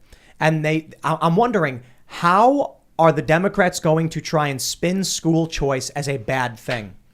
And what they're saying is Republicans are going to enact school choice. Then once parents start leaving public schools, they're going to say, oh, look, nobody needs public schools. And they're going to shut them all down so that kids are dumb. It's the weirdest non-argument. The reality is there's no argument against school choice. It makes no sense. There's public schools. Agree. Parents get a choice in which public school they go to. If you poll people on this, it's overwhelming. Democrat, Independent, and Republicans want it. So you go, well, how come it's taken this long to get it? Because the Democrats are getting money from the teachers union. A lot of money is at stake here. This money does not belong to the public schools. The money we pour in for education belongs to the students. It's for the students. And for a long time, they've convinced people it belongs to the public schools. No, that money, we are taxed, and that money is set aside to educate our students. It doesn't mean it goes to the public school. There's nothing that says it goes to the public school. If Republicans and conservatives win on the school front, they win, period. It's over. Liberals are not having kids. Conservatives are even having less kids, but they have way more. So the only way in the next 10 to 20 years the conservatives lose is if they don't inspire young people. Mm-hmm. So people really need to think about this too, because so many people don't. 10 years ago, we've got Barack Obama's second term, right? And you were how old? You were like 11? Yeah. Not even voting. You just trying to make me feel old over here with her? Oh, well, we're old too. But my point is, you got to understand 10 years goes in the blink of an eye. Mm-hmm. I mean, I can't believe Occupy Wall Street was 11 years ago. It's 11 years. That's crazy. And the political issues that we were dealing with, that we were concerned about, Gen Z has no idea what any of that is. So you don't know anything about Occupy Wall Street, I'd imagine, right? I don't mean that in a disrespectful way. I mean, like, you were a little kid, you probably weren't paying attention. Yeah, I mean, after the fact, I've heard about it, sure, right. But at the time, no idea. So this is something that's come up on the show, and we had, I think it was Vosh, socialist. We've had him on the show. Hunter Avalon, too young. Hunter Avalon? Yeah. Well, it was Vosh as well. Oh, was it really? I think They're both of them. Ages. They're similar ages, and because they're in their 20s. And I said, I don't understand how people could vote for Joe Biden after everything we went through during the Obama era, and with during Occupy Wall Street. Obama was the bad guy. Obama was the bailout guy. Mm-hmm. I know you can blame George Bush for a lot of this stuff too, and you can go back to 2000. But Obama was Obama, the drone guy, and the response we get from him is, "Oh, I was in high school. I don't know any of that stuff." I never thought of that. You're right. They have no idea. So here's what happens. Conservatives have a bunch of kids. Elon Musk, he's cranking out the babies. That's the first thing, because those kids are going to retain some of the values of their parents. Some. Many of these parents are taking their kids and they're putting them into institutionalized learning facilities that hate you, that want to indoctrinate your kids. If the conservatives win on school choice, it's done. The left, their dogma, their cult will die with them as they age and they lose voting power. And the new generation, typically raised by conservatives, will retain conservative values. Give it 20 years, and we're going to see two generations step up into the voting age. And if the conservatives keep having their kids and protecting them from these institutionalized learning facilities, the United States, hands down, becomes a Christian conservative nation. Now, I'm not saying it's a good thing for those that aren't Christian conservative, but that's what will happen if Christian conservative parents instill their values in their kids. That's interesting. Do you know that since the Roe v. Wade news, the rate of vasectomies has skyrocketed? And I'm sure every conservative is laughing and high-fiving their friends. Yeah. Because they're the anti-life side, sadly. I said this 10 years ago to people. I said it a few years ago. If you are even 1% more likely to get an abortion, let's say you have 50 Democrats and 50 Republicans, and the Democrats are 1% more likely to have an abortion. Over a long enough period of time, the Democrats will cease to exist and the Republicans will keep having kids. Because it's just basic math. But it's It's not just abortion, though. They're also, I'm hearing a lot of people saying that are liberals saying, I don't want to have kids because of the climate change, and I'm just worried about the climate. they have been brainwashed into thinking that it's a bad idea to have children. And it's one of the greatest gifts that I believe God gives you is when he makes you a parent. Well, they're also, some of these parents are sterilizing their kids. Oh, with the Puberty blockers. transgender stuff. Puberty blockers, things like that. And doctors who go along with that, really, we need to look at their medical license. It's what the surgeries especially are especially on cruel. minors. So you look at where we're going, and this is why I stress again, the school issue is the most important. I don't know if conservatives totally get it, Yeah, but I would the say way you that is a great point. I mean, that was deep and that was true. the saying is socialists don't have kids, they have yours. If people are conservative and they have kids and they put them in a college, don't be surprised when your young, beautiful blonde daughter comes home with a shaved head, tattoos, gauges, and is screaming that you're evil. Mm-hmm. This is the craziest thing to me because I've seen these stories where a guy, he posted on Reddit and he's like, my daughter came back from college and she hates me. I don't understand why. Yeah, and it takes, they go there in August and by Thanksgiving they come back and they've changed. Yep. Got to protect them. Yeah, I think it's great. And we're on the way. We're doing great things in Arizona. It's where the charter school movement really began. And we are going to be the school, I call it school freedom, education freedom state. And any way we can make that better so that our kids are getting a quality education, not a brainwashing. And in my plan for education is we have what we'd like to push is a dual track education. So after 10th grade, you decide, hey, we're going to go the 4-year college route, or do we want to go and get skills training, trade school, vocational, certification? There's no reason we can't get our kids out of school at 18 and have them ready to take on the world. Most of these jobs don't require college. As a matter of fact, college sets you back from achieving the American dream because you're in a heap of debt. And look at, what do we say, 18 years old, James Monroe. These young founding fathers of ours were doing big things. Created a country. Yeah, took on a monarchy. Yeah. Wow. Yeah. So we need to get our kids ready at 18. I talk to industry leaders every week and they say, we've got great jobs. They pay $80,000, full benefits. You know what? Nobody to fill them. You know what kids need? Jobs. The jobs are out there, but they're not ready for them. And we should get them ready in high school. I mean, children need jobs. Oh. But I'll clarify too, because I know that the left loses their minds, because some Republicans said that, and they were like, child labor in the mines. Oh man, we worked so hard as kids. I mean, up at 6 a.m. on the weekend, chores. It was crazy. Exactly. So I worked at my family's business. My mom opened a cafe. Didn't survive all that long, but a couple of years. Mm-hmm. And I think I worked something like 10 hours a week working with the family business. That is what kids need. You don't want kids doing backbreaking labor. You don't want them working in factories and anything crazy like that. I was making sandwiches and ringing up people's coffee. But you want some responsibility. I think they can do some backbreaking work. There's not a damn thing wrong with that. Oh, no. Oh, of course. Like, I mean, dad's teaching their kid to chop lumber. Yeah. Kids mowing the lawn, kids carrying stuff and moving bricks. That's all fine. I'm just like industrial machinery. There's a reason why we say, hey, we don't want the kids. Well, we don't want our kids going off to work in a factory at age 9 and 10. No, but we want them when we were little, my dad would wake us up. We heated our home partially in the winter with wood. And so we had to, split wood and cut down trees and do all that. And Wasn't it up at the time, I dreaded it. I'm sure I complained the entire day. We'd get up at 6 a.m. We're there. You know what we were paid? A soda. We'd go to the gas station after we were done and we would, put, whatever it was at the time, 50 cents or whatever into the, pop machine. And that was our pay for working from like 6 till 3 or 4 in the afternoon, cutting wood, cutting lumber, and then splitting wood and loading wood into the truck and then unloading the wood. But I'm so glad I have that understanding of how to even do that. Kids need work. They need to, paper routes they used to do. We don't have that anymore. We need things like that. The greatest thing about a paper route, it was the collection part. Do you remember? I mean, I don't know if you're old enough to remember that the paper boy would, ride his bike, throw the paper, and then at the end of the week, when we were little, he'd have to come knocking at the door and collect, whatever the payment was for the paper that week. Yeah. Can you imagine you're doing debt collection at age 10? When I was a kid, we would go door to door mowing lawns and shoveling snow. That was like a normal thing where I grew up. So whenever it would snow, we'd get excited and be like, let's go make some money. We can make some dough, yeah. And then we'd knock, and like, some middle-aged dude would come out, and we'd be like, can we shovel your walkway for money? And it's like, yeah, I'll give you $10. And we're like, yes. Got it. That's awesome. I wonder, do kids still do that? Did you do that? Do you know anybody who does that? My brothers definitely did. Yeah? Yeah. That's good. Things like that are good. Kids need that stuff. I wish we would have done more of that with our kids. If they're watching, they're probably like, Mom, please don't talk about us. Don't.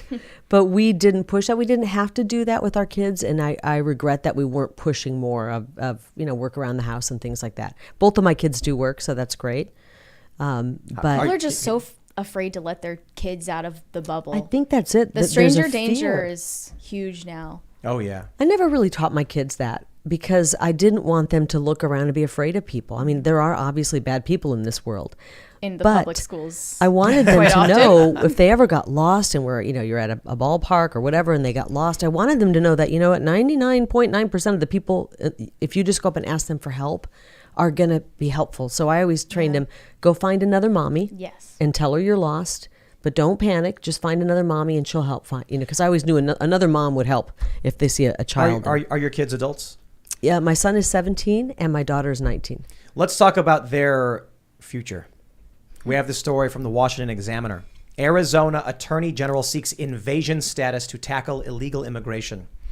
I saw a video of thousands of people marching through Central America and South America and Mexico carrying the flags of their own countries as they announced they were coming to the United States.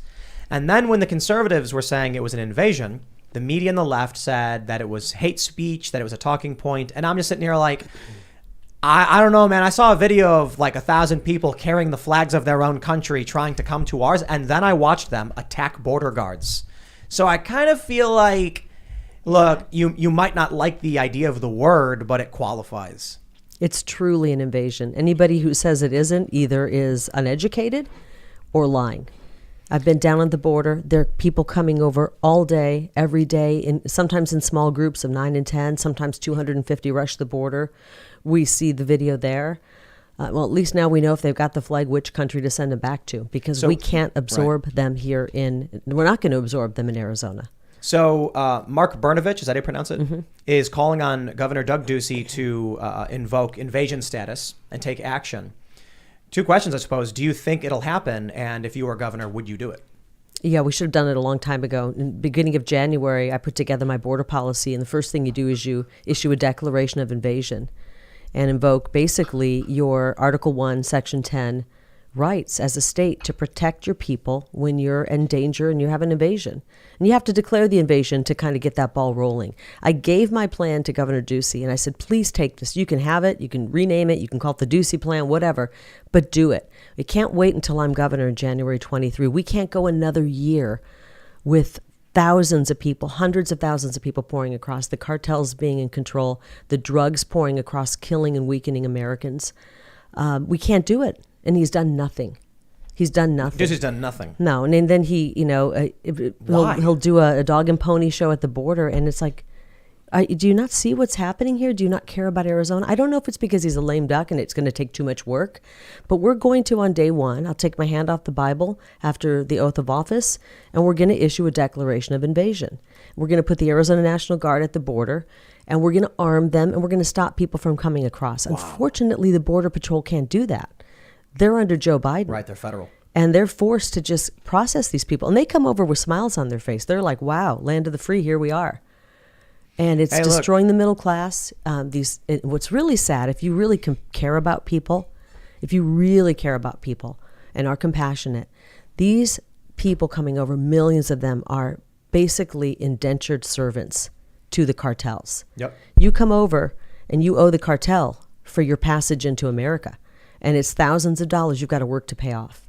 Sometimes they never can. Because much like student loan debts, for instance, they say you're going to owe us more, there's going to be interest, you'll never be able to pay it off. This was a wristband given to me by Jorge Ventura it was on one of the, I guess you call them migrants, one of the, it says entregas, which means delivered. They were being delivered by cartel. They number label 4186 is the number. But that was for children, wasn't it? And this is there's children's shoes everywhere. I just got chills actually thinking about the last time I was there. Children's clothes, children's shoes, children coming across. Something is deeply wrong with this country when you have a political faction of millions of voters who would protect these people, protect the cartels, protect the coyotes. You remember when Donald Trump was debating and he said the coyotes are bringing people across, and these blue checkmark journalists did not know what a coyote was, and they all laughed and thought Trump was talking about animals because they weren't smart enough to Google search. To know what that means, yeah. You have young girls being abused by human traffickers, and it's because Joe Biden will not deal with this. And you know what Biden did instead of securing the border? He started putting these minors on planes and flying them across the country to sweep it under the rug. Oh, you see it every time we fly out. We flew here, and you see people in the airport. They don't have ID. They just have their basically their court paperwork to show up at court. We have to show our ID, hand over everything, and they're all over the airport. And they're being shipped to a city near you. And this is why people from all 50 states have gotten involved in our campaign, because they know we are going to protect the border in Arizona, and this is a national issue, not an Arizona issue. It's a national issue.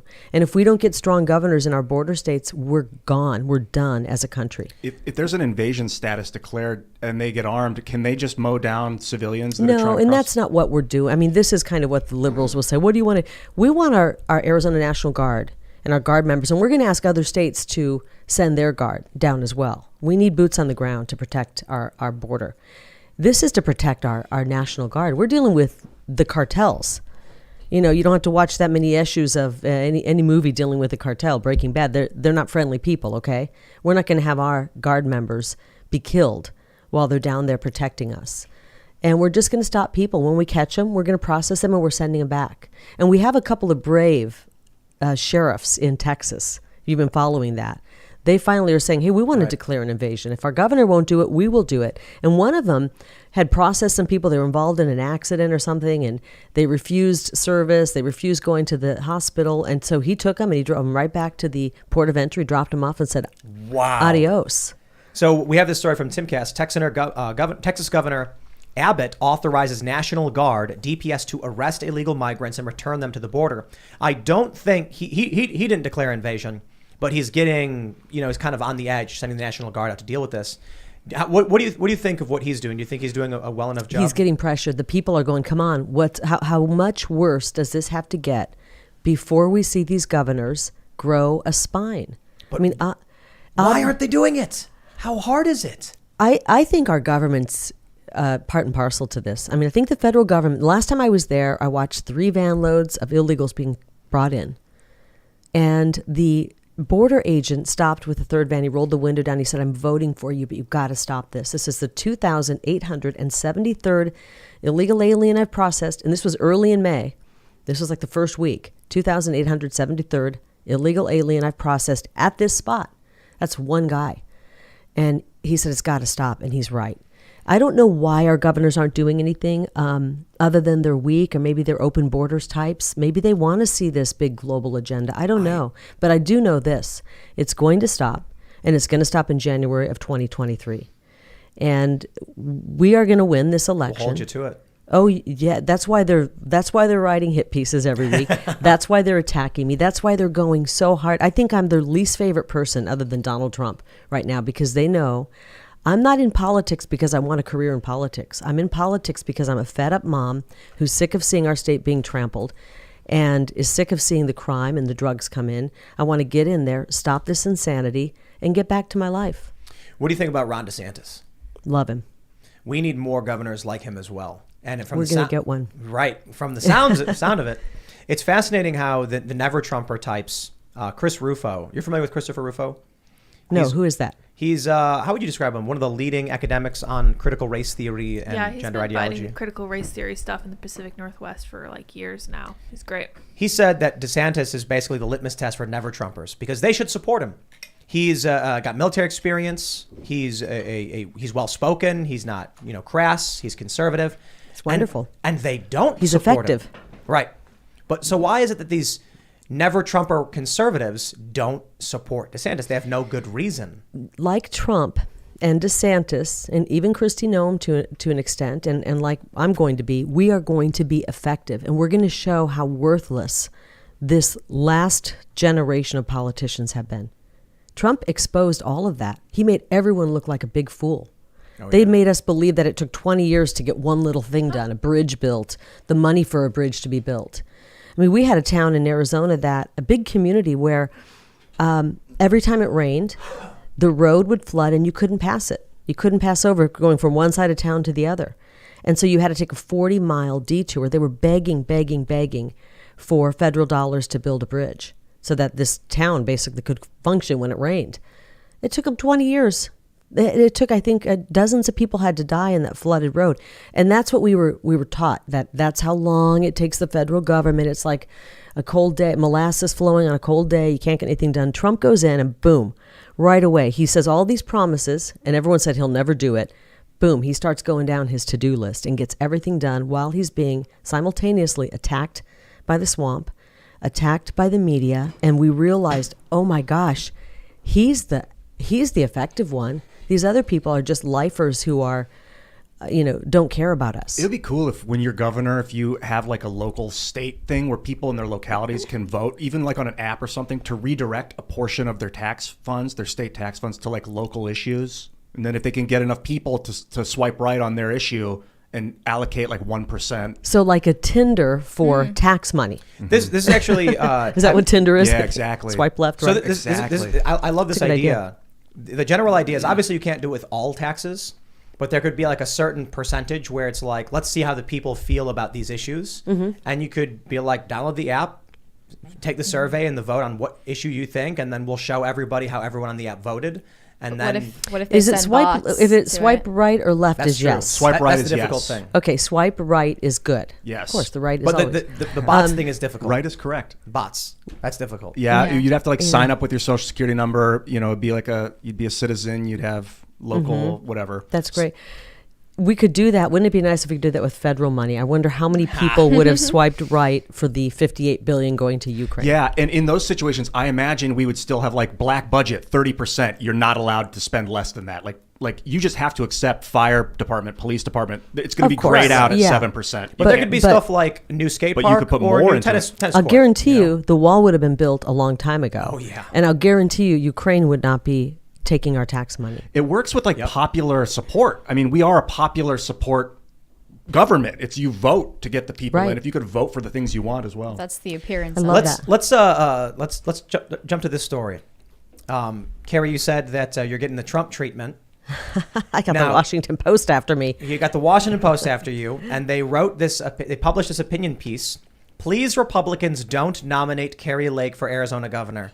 You know what? I as soon as I see that, I put on my They Live sunglasses, and I can see them saying, "Help us, please!" If this woman actually wins and starts going after the establishment. When I see a story that's from the Washington Post, my immediate reaction is, I'm going to do the opposite of what you've asked me to It's do. like they're using reverse I think I psychology. just Who do got they think endorsed. is listening to them? Yeah, who do they think they are? This is the Right? best endorsement you can get.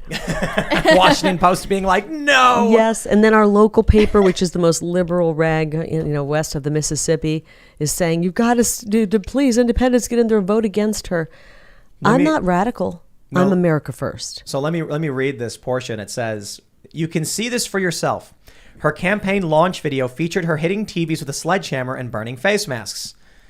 All right, I'm already Okay, digging it. I love it. I mean, Yeah. even Show me the whatever sledgehammer. like whatever your opinion is on masks, it's like, are you telling people like smashing TVs just sounds like entertaining? Sounds like James O'Keefe. I'm smashing the fake news is what I was Right. doing. Her 4th of July celebration rally was held at a gun range where attendees were offered a chance to fire a machine gun. Okay. That's awesome. That sounds so cool. On Monday, she tweeted F, and I cannot stress this enough, JB. It's read F, and I cannot stress this enough, JB. In response to the news that the Justice Department is suing Arizona over its new election law, Lake's outrageous showmanship apparently knows no bounds. The Washington Post was purchased by Jeff Bezos. It is the establishment, mega corporation, nightmare dystopian embodiment. And when they say don't do something, it's the thing you need to do. Absolutely. When I saw that, I'm like, oh my gosh, I think that might push us right over the edge and we'll win. I want to tell you, I hear you talking about the border and America First and these things. And I know deep down there's a lot of people who are probably like, how much of this do you actually mean and how much is just rhetoric? And to be fair, in my younger days, I like when Trump was running, I didn't care. I didn't vote for anybody. But I got to be honest, seeing Trump, seeing Ron DeSantis kind of put the fire back in me where I actually believe that we can win and elect people who are actually going to do what they say they're going to do. I'm absolutely going to do what I say I'm going to do. That's why They're Dr. freaking out. Evil's newspaper, is that what we call him, Jeff Bezos, Dr. Evil?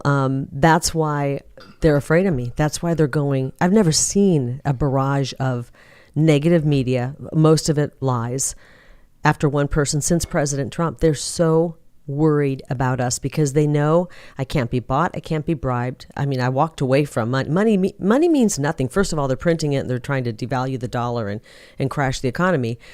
What good is a paycheck? What good is all of that if we don't have a country? We're at the point right now. I used to say the 11th hour. I think we're in the final minutes of the existence of America if we don't get in there and do some really bold, big things. And that's why they're scared to death of me and they're writing these articles, because I am going to do what I say I'm going to do. Well, so you have this. What would you describe this as? Like a little poster about your opponent? Yeah. Karen Taylor Robson, Arizona's most liberal Republican. So the one thing that immediately strikes me is anti-Second Amendment. Oh, but she tries to say she's pro 2A. But here's the thing, Doug Ducey, our governor, appointed her to the Board of Regents. That's the governing board for all of our state universities. And while there, she voted to expand these gun-free zones. I don't even call them that. They're sitting duck zones. Our children are sitting ducks in these gun-free zones. Whenever you see gun-free zone, you know that you're not protected. And, let's face it, Arizona's universities are growing. ASU is a big university. I think it's the biggest one in the country now. And they're moving it outside. It used to be just kind of in Tempe. And that's grown. Now they've got a campus in downtown Phoenix. They've got one in Mesa. They've got one all over. And that's great. I'm all for that. But I'm not for walking through downtown Phoenix in an open carry state. I'm carrying my sidearm. I walk across the street to go get a coffee, and all of a sudden I don't have Second Amendment rights. Yeah, that's crazy. And that's what gun-free zones are. And she tries to act like she cares about our Second Amendment. Do people genuinely believe that the criminal who wants to cause harm to someone is going to walk up, the sign sitting there, create some kind of force field that stops them from penetrating the street? I can't get in. What's happening? That'd be a good comic to show strip after strip of the guy like prepping for the killing. He's like getting his guns ready. He's loading his guns. He's looking at social media. And then he goes to the place and he sees the sign and he looks all sad and turns and leaves. He just walks away. Well, I think it was Texas again that I saw the sign at a school that said, "We have armed people in this school. Don't come in." I mean, if you're going to come in and try to cause a problem, you're going out in either a body bag or a stretcher, but you're not going to come in here and hurt us. And that's what we need, actually. We need armed security. We have armed security everywhere in this country. You go to a basketball game, you go to a mall, businesses have armed security. Where I used to work had armed security. But we don't have armed security for our little babies at the school. very least, do not publicize that it's a disarmed area. That's insane. That's so crazy. You at least want to lie about it and pretend like you don't have weapons when you do, or you do when you don't. Right. In a gun-free zone where people don't have guns, when a bad person defies the sign and enters with a gun, who do the administrators call? People with guns. Somebody with a gun. To come and help them. And every single incident throughout all time, the only way you stop somebody who's killing with a gun is somebody who's got a gun to stop them, or another weapon to stop them. Well, you could have like a crack team of special agents who like climb through the vents and then jump down and like put them kind of headlock. Like in the movies? Like in the movies. But I would just say realistically, it's people being armed. But even with armed security, think about Parkland. Their armed security didn't save them. And then Uvalde, they called the cops. The cops didn't help them. It was, I think, What are we moms supposed to and dads conclude were from trying that? to get in. Moms and dads were trying to get in. Armed Texans were trying to get in. Some did. And the cops were stopping them. So the administration of the law, as they've been doing it, clearly isn't working. We, the people, need to protect ourselves, and that's why we need the Second Amendment. I truly believe that the only reason we have a country right now, because everything else has fallen to pieces, is because that Second Amendment. It's the only thing keeping us a country right now. We don't have freedom of speech. Our First Amendment rights have been trampled. Our churches got shut down. Yep. I know I don't feel like I have freedom of speech like some people do. Everywhere I go, I ask people, how do you feel about your First Amendment rights? Are they fully intact? Do you have them? Do you have perfect First Amendment rights right now? And nobody raises their hand. Where's the redress of grievances How do we handle that? Because that doesn't seem to be happening. No, you're right. Yeah. But our Second Amendment is what's keeping us a country. The minute they take that, and they're trying right now, we do crumble. And we will not give those rights up. And I'm not speaking like a normal politician. I'm not a politician. I guess they can call me that now. And so I don't poll things before I ask, but I do look to the Constitution. And this we're not letting go of.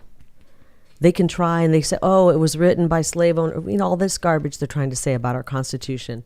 And this is the only document that we should be looking to save our country right now. A lot of people have talked about national divorce. What are your thoughts on that? Have you heard people talking about that? Tell me what that is. I've heard a little bit about it. Well, there are people who believe that we're headed towards a civil war unless there's an amicable split. And these blue states just form their own union and the red states form their own union. So the peaceful divorce, some people have referred to it as. I think you go back to sovereign states and then you decide where you want to live. If what you see in California is what you like, then you stay there. If you don't, you go to a state like Arizona. And I don't know if that's what you're referring to as a national divorce, but that's a great way that's to federalism, decide. Right? Yeah. The idea that the states are sovereign, there's a weaker federal government. And that's great. I actually support that. The issue is, right now, the Democrats are losing their minds because the Supreme Court said we do not have the authority to dictate what states do as it pertains to abortion. Congress would have to codify something, but for the time being, it's to the states. So you have activists in blue states demanding that red states live the way they want them to live. If you have Arizona or Texas or Florida saying, you guys do your thing and we'll do ours, but then California, Illinois, and New York are saying, no, you will do as you're told, then it seems inevitable there's going to be some kind of clash. You can't function that way, right? No, you can't. You just say, well, I'm sorry you feel that way, but we're going to do our thing. We're going to do it the Arizona way. But this would be... Are you suggesting they're going to take, violence against us because we're doing things the Arizona way? It gets to a point where the federal government is shown to have, the emperor has no clothes, right? Mm-hmm. I suppose the lightest view of it would be the Supreme Court says what California, or not even the Supreme Court, what California is doing with an immigration sanctuary state. They're letting these people come in. Here's the problem. California is allowing illegal immigrants in masse. They're giving them free health care. In New York, they're even trying to give them the right to vote, but that got blocked by a judge. Presidential votes go through the Electoral College. Congress, our laws in this country, go through congressional districts. Mm-hmm. Congressional districts are set not by the amount of citizens, but by the amount of people in general. So when California allows non-citizens in, they get more presidential votes and they get more votes in Congress. Stealing the rights of, say, the people of Arizona. That is a problem. Mm-hmm. And so you now recently California's lost a ton of their population. So they're coming to Arizona. Yeah, they lost a congressional seat. But you look at what some of these states are doing when they're like, we will not abide by federal law. And eventually it starts breaking down. I don't know where it goes. But I also know that in New Hampshire, I think it's New Hampshire. So you're not saying the illegal population grows and the illegal population is voting. They're not allowed to vote. They don't need to vote. Even though the Department of Justice is trying to fight us on that in Arizona right now, we will fight them right back. But you're saying just the population growth when we do the census gives them a free congressional seat. A new seat, yeah. And it was just before the latest census, California, I believe, was estimated to have one extra congressional seat based on allowing illegal immigrants in the state. That means the citizens of Texas, of Arizona, of Florida lose voting power at the federal level because the members of Congress is locked in. They lose representational power because of non-citizens being illegally allowed in the country. This is why President Trump wanted to have that question on the census. That's right. And it's a fair question. It's a fair question. It does hurt other states. Mm-hmm. And he wasn't allowed to do that. Think about who fought him on that. Yep.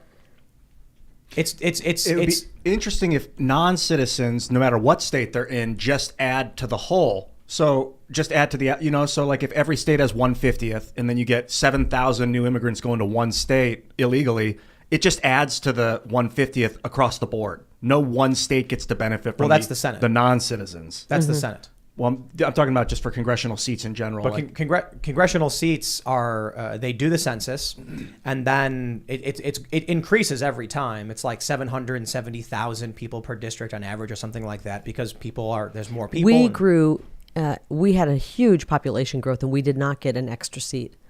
We really expected to get a 10th congressional seat, and we didn't. Wow. I still think there was something not quite right about that. People need to understand that California sends, how many do they have? Like 35?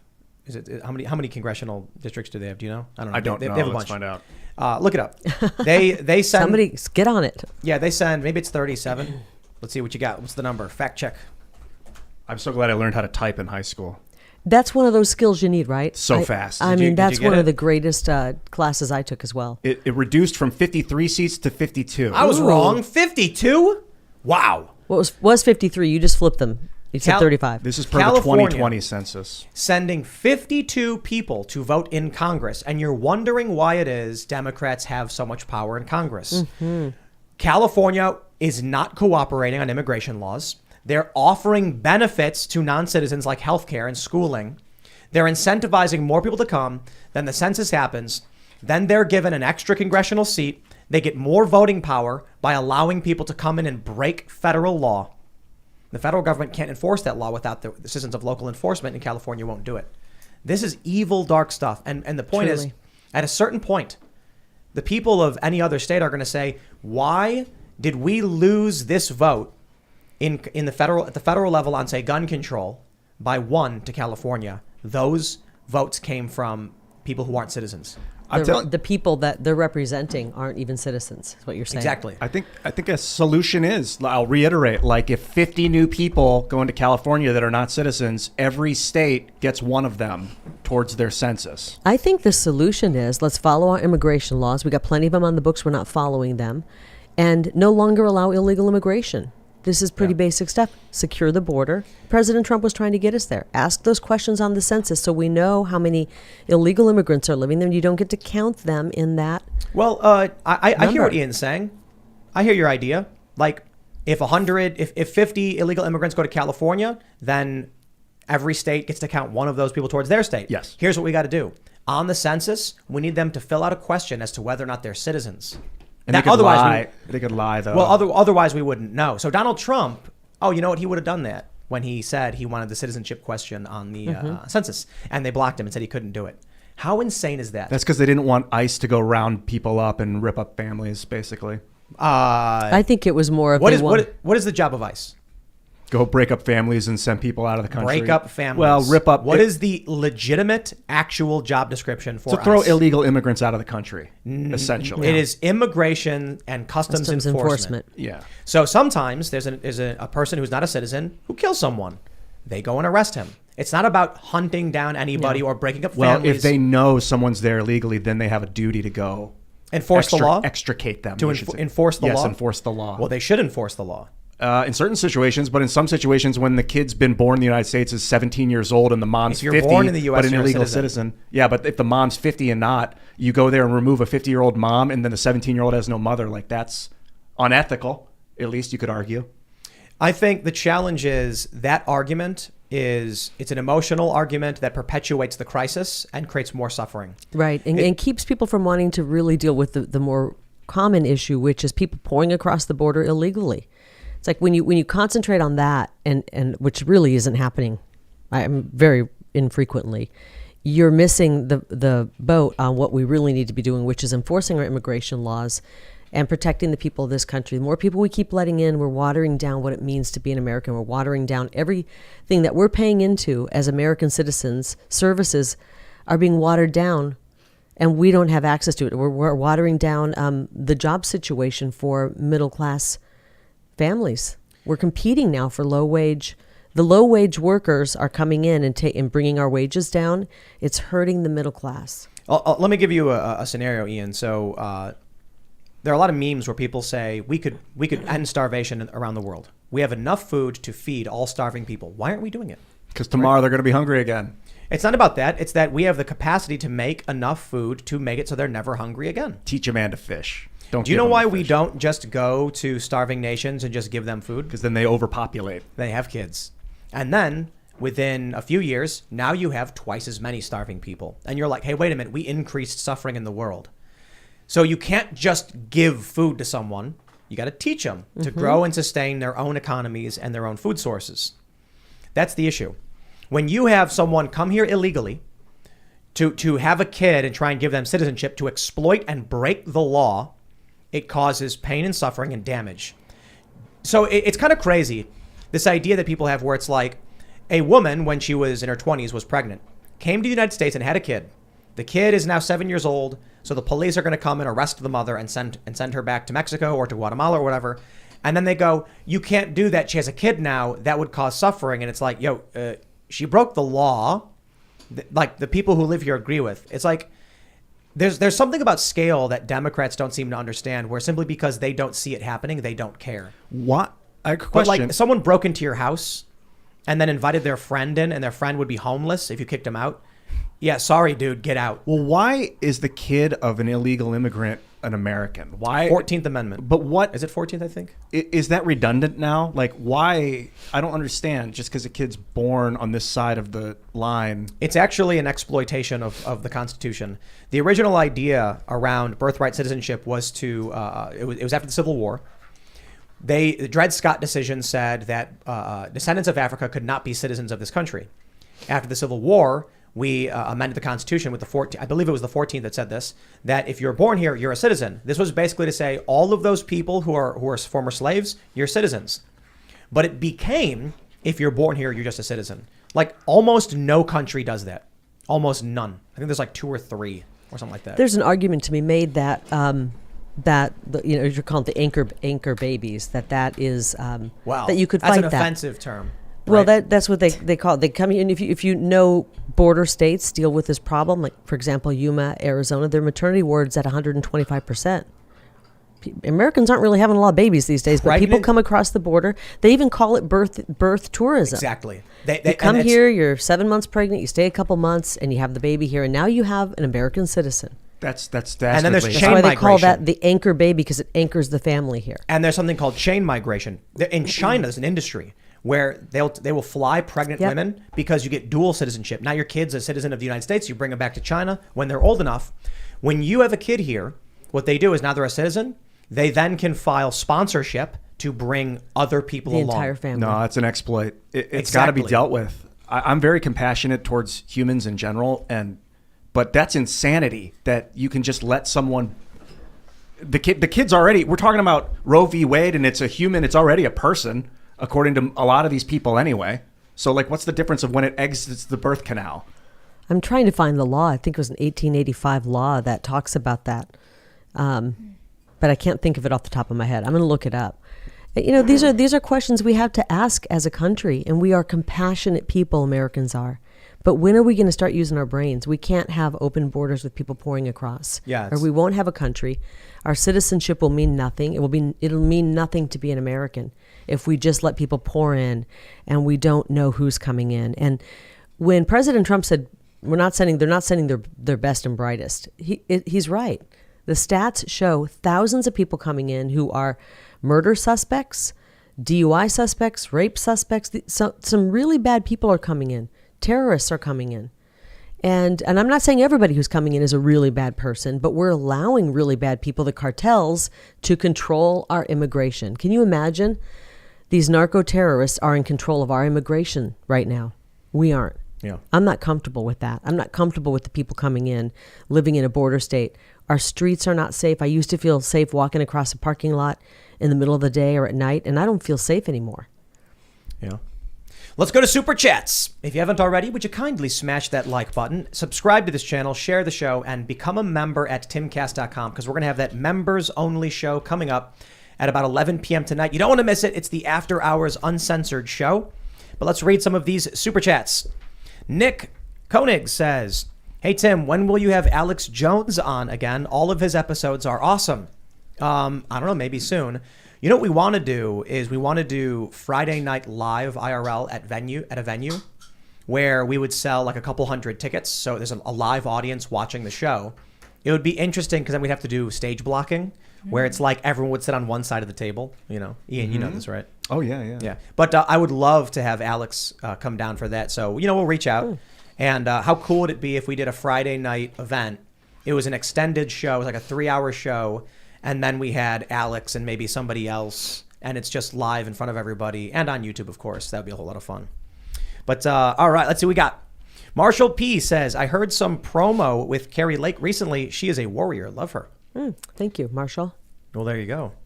Appreciate it. All There's right. a warrior inside all of us, right? Yeah, you ever see that meme of the guy with two wolves? One is hate and one is love, and you have to control them both? I don't know what it is. Well, we did this poster behind me. I don't know. Colton, can you grab one of them? I want to show it because somebody said it looks like a superhero. I just happen to have an Arizona. We have the coolest flag in Arizona. Sunburst. And I guess this is me with my warrior spirit, but I just happen to have that on, and we were trying to show off the, here it is. So I guess what I'm showing here is that there is a warrior in all of us, and we just have to find that kind of fighting spirit. I think we've got the DNA of our founding fathers. I did not realize they were 18 and 19-year-olds. Freaking wild. But they were warriors. Yeah. And we've got that in us. And I think we're at a time right now where we all need to tap into that energy and say, we're going to protect this country, save this country, and do the right thing. And sometimes it's uncomfortable. We have to have these conversations where you go, but you're not being compassionate. No, actually, we are being compassionate. Because when we don't follow the laws that are put forth, we're hurting other people. We're hurting Arizonans and we're hurting Americans. All right, we got this from Kenk. He says, Kari, as an Australian, I want to commend you on how you handled yourself during your interview with Liam Bartlett. The most embarrassing thing is he's not even our worst journalist, not even close. Ooh, really? There's worse out there? I thought Liam was the absolute worst that we ever faced. Colton, is he the worst we ever faced? I agreed to do it. I thought, okay, 60 Minutes wants to talk to us, Australia, about, the rise of kind of the Trump Republican, the America First movement, what's coming after Trump. So we agreed to do it. We sat down and he's interviewing us from Australia via laptop.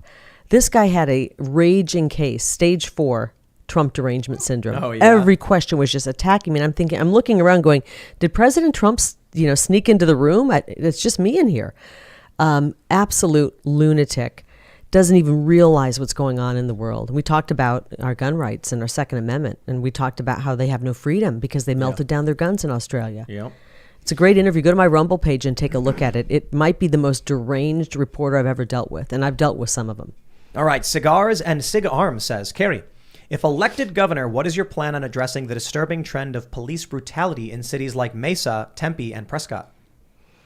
Well, I think we frankly need to take some of the pressure off of our police. And right now our police force is so not only underfunded, because the craziest idea in the world was defund the police, but police and good police are walking away because the pressure, they're understaffed, they're overworked, they're being ripped apart in the media and called the bad guys. And there's a lot of pressure on them. And I think when you have that kind of pressure on officers, sometimes you're going to have situations like you're talking about. They're not all perfect, just like all human beings. I think, though, that the majority of police are really good and want to do the right thing. I think when we started seeing all these cops resign, and I think we just saw a news story about a ton of cops resigning in New York, you're not left with no police, like some people would hope. You're left with the bad ones. And then on top of it, during COVID, I know we can't talk about the shot in the arm, but they were taking our first responders. We're already understaffed. I mean, some police departments are at half staffing. In Arizona, I think we're 300 or 400 cops down. And then they all of a sudden say, you know what? If you don't get the shot in the arm, you're out. So they were mandating. They were mandating that. And so who's the kind of person that's going to say no to that? I think strong, constitutionally minded people are going to say, hell no.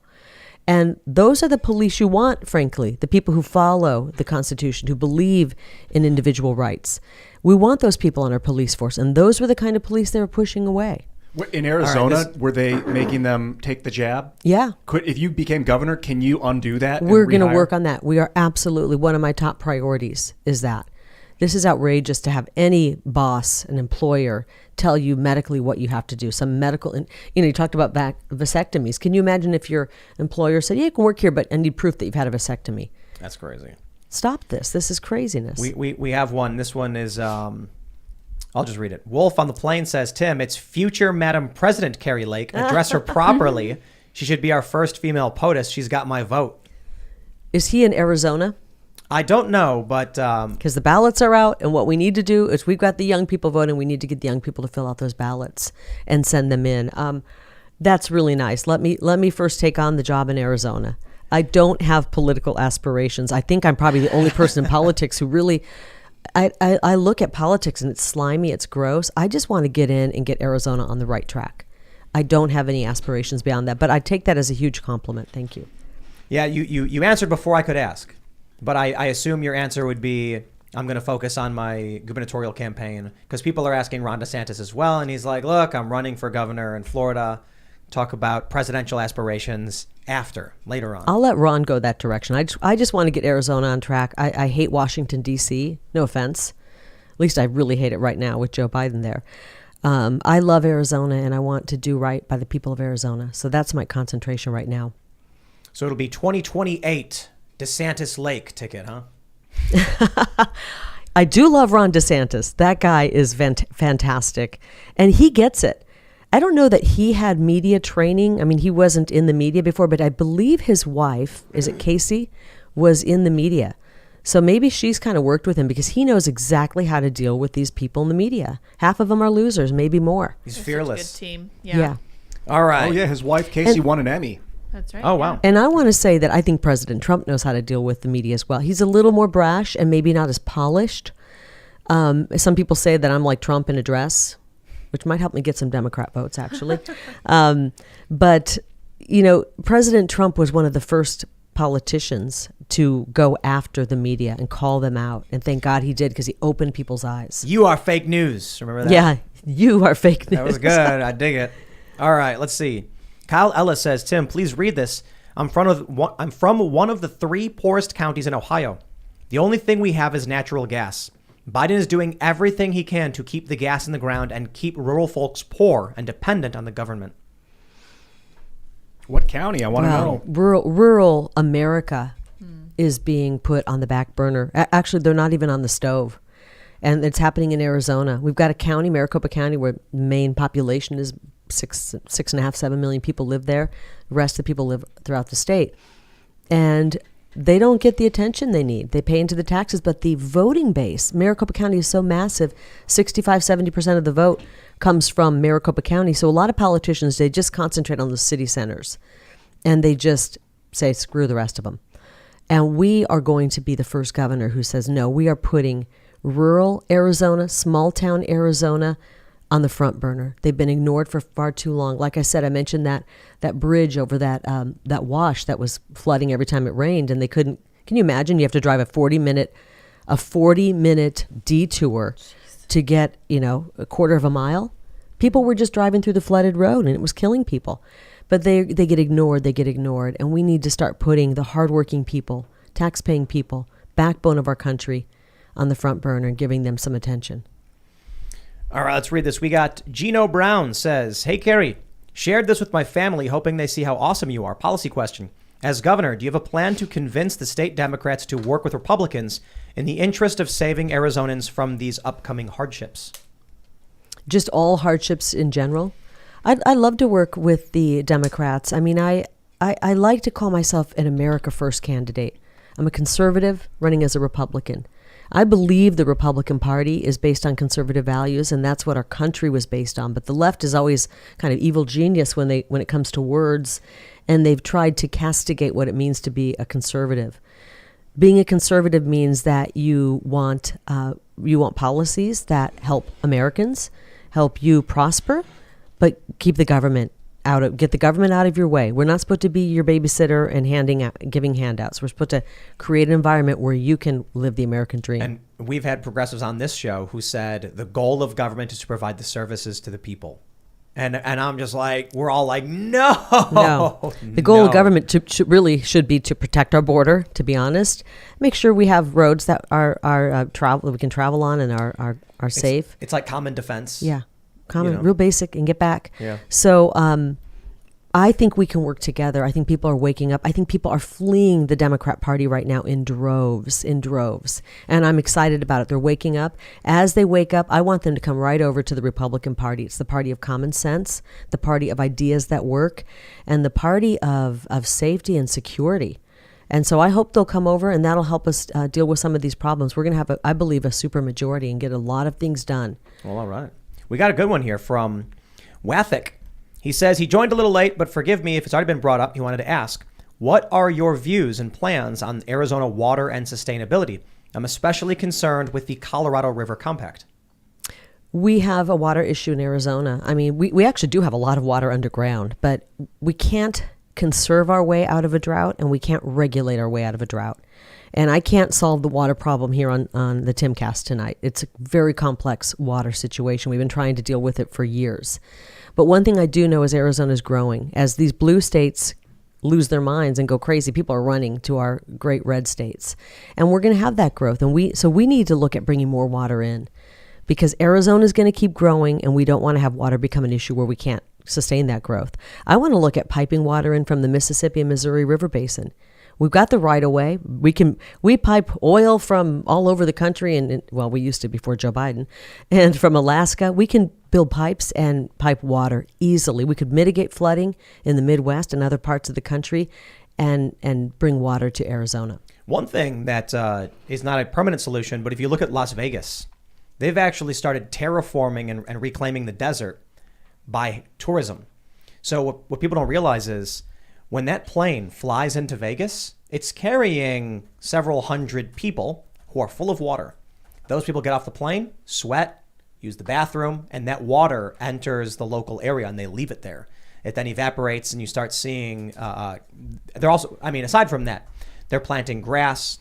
But there's a massive terraforming. I don't know if that's going to totally solve our problem. Well, no, what I'm saying is, one thing to consider is Las Vegas is actually what's the word? Desalination. No, desertification. It's a desert. There's no water. Mm-hmm. But all of the food being shipped in, all of the people that come and go are bringing water and leaving it there, and the water remains, and then you see clouds starting to form.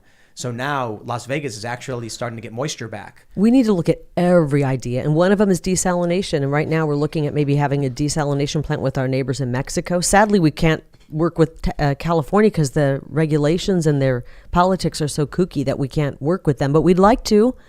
They should have desal plants up and down that coastline. They have one in the San Diego area. It's working great. And you can do private public partnerships to get the capital down to get these built. We'll work with Mexico if we have to.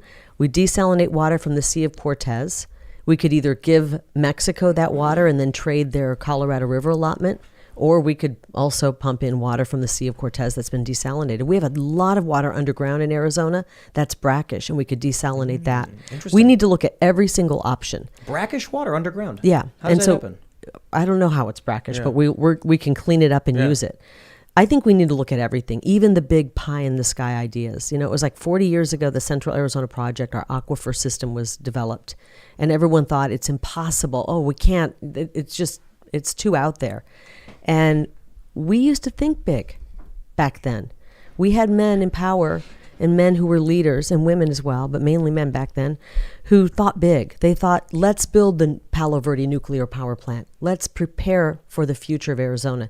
Now we're in this area of big thinking is how can we get the taxpayers to pay for a sports arena? You can use the salt from the desalination for molten salt reactors so that overnight the salt stays hot and liquid and then continues to boil water for steam power overnight. And you can also build these solar powered water condensers, where the air goes in through a tube down underground and then cools down with these cooling mechanisms that are powered by a solar generator, and then condenses into water. And then they're just local. Like you can just have one on every street corner kind of thing. You got the water in the air.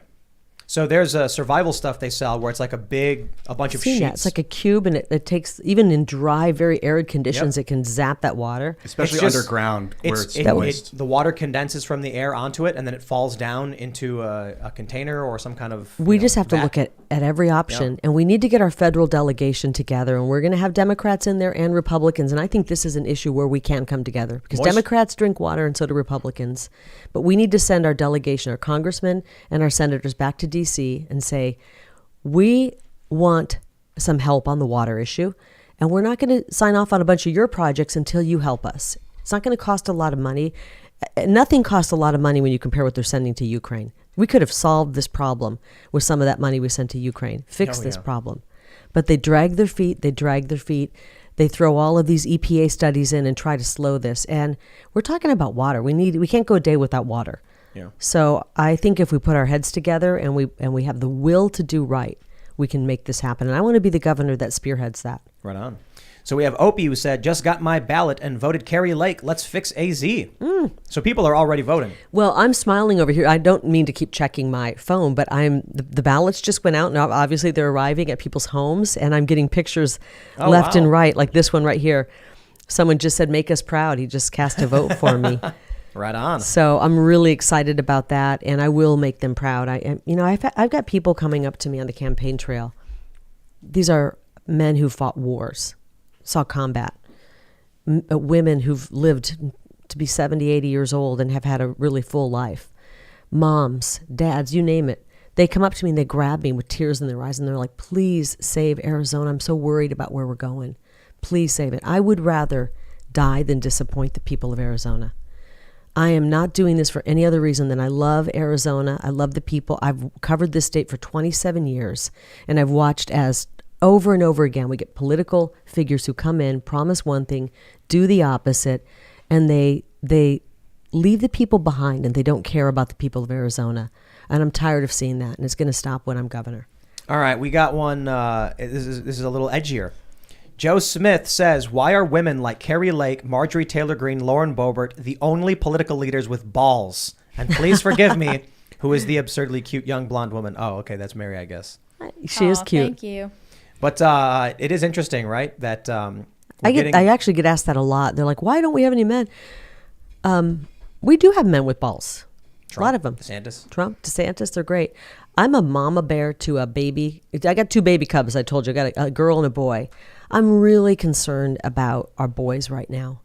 I like to, I came from a family of 8 girls and 1 boy. That's where I grew up. I was the youngest. So I've always believed that I can do anything. I never thought that being a woman meant I couldn't do something.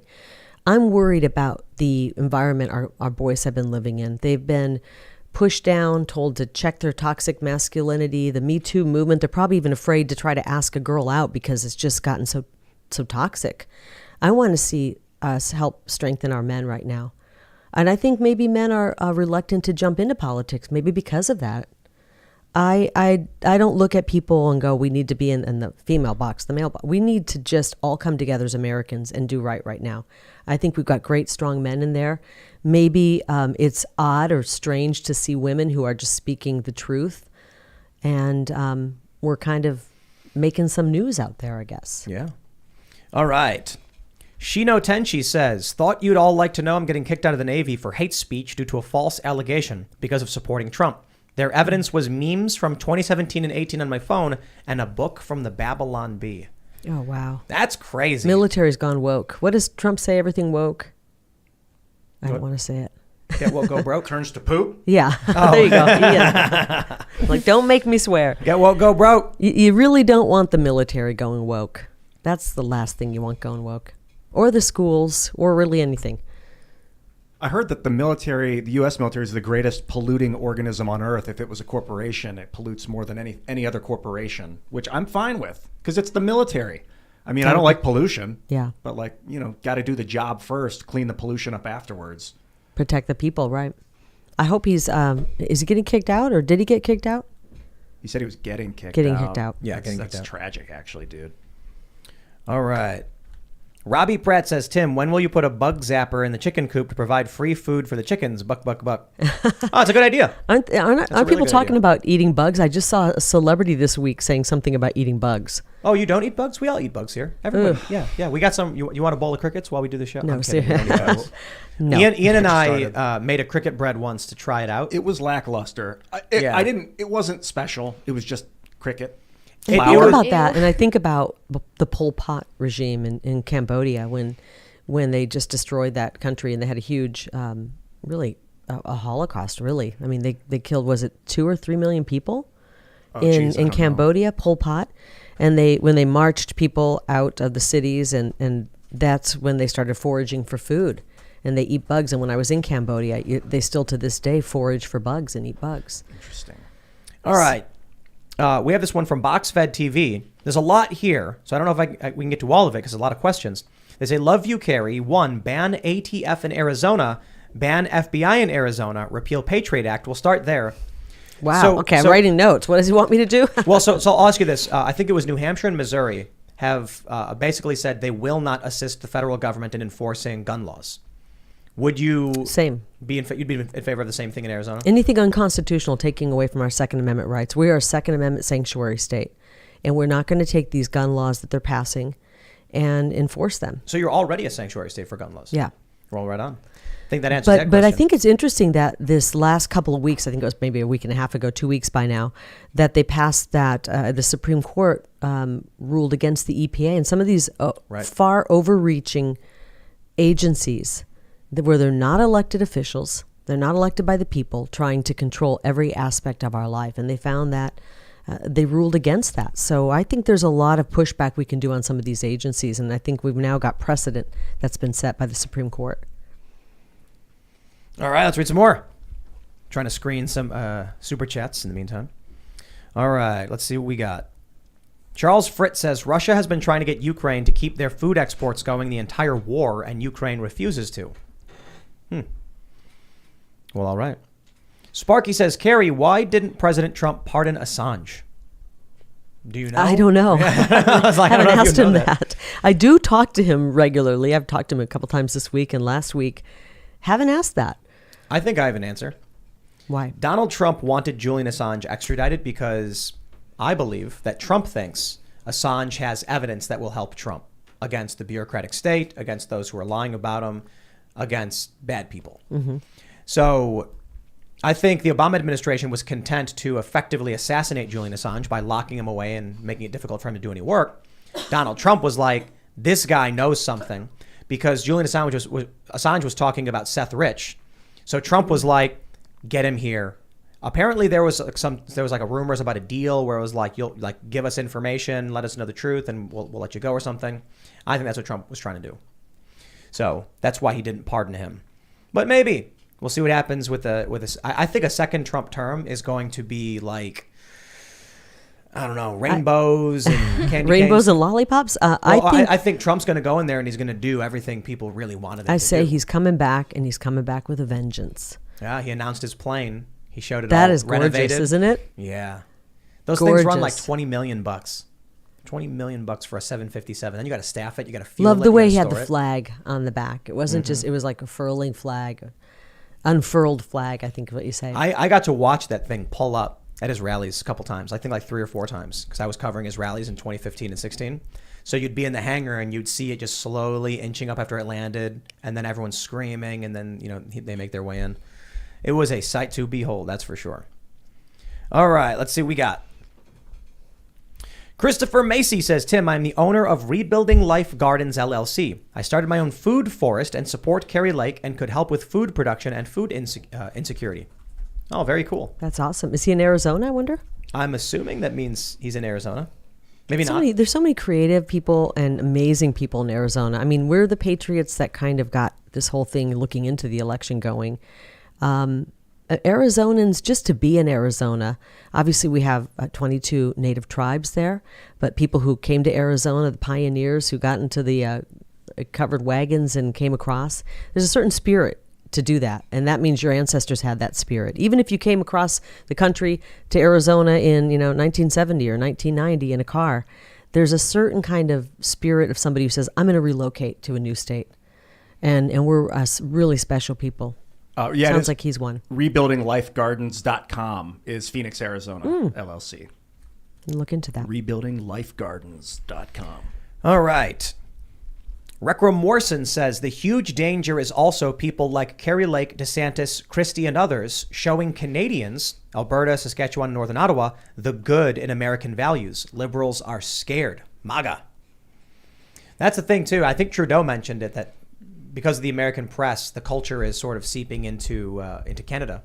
You see it with like the trucker protest. Loved that. When you talked about the farmer protest, I was thinking of Canada with those truckers. Yeah. They freaked out over that. They do not like it. All right.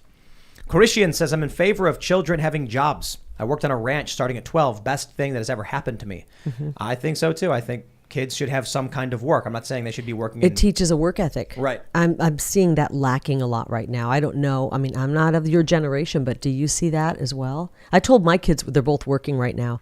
If you just go to work, show up early, work hard, you are going to go so far in this world because we're kind of lacking, I think, that work ethic that maybe we used to have. You're going to go so far. You know what's really funny is there are young people who won't work 40 hours a week to save up so they can buy the new car or a new skateboard or whatever. But there are people who will play video games for 40 hours to earn the Helm of Disintegration or something. Oh, man. They're like, I got the new upgraded helmet. It only took me 30 hours to get. And it's like, dude, get a job, save up money, and buy a car, man. Come on.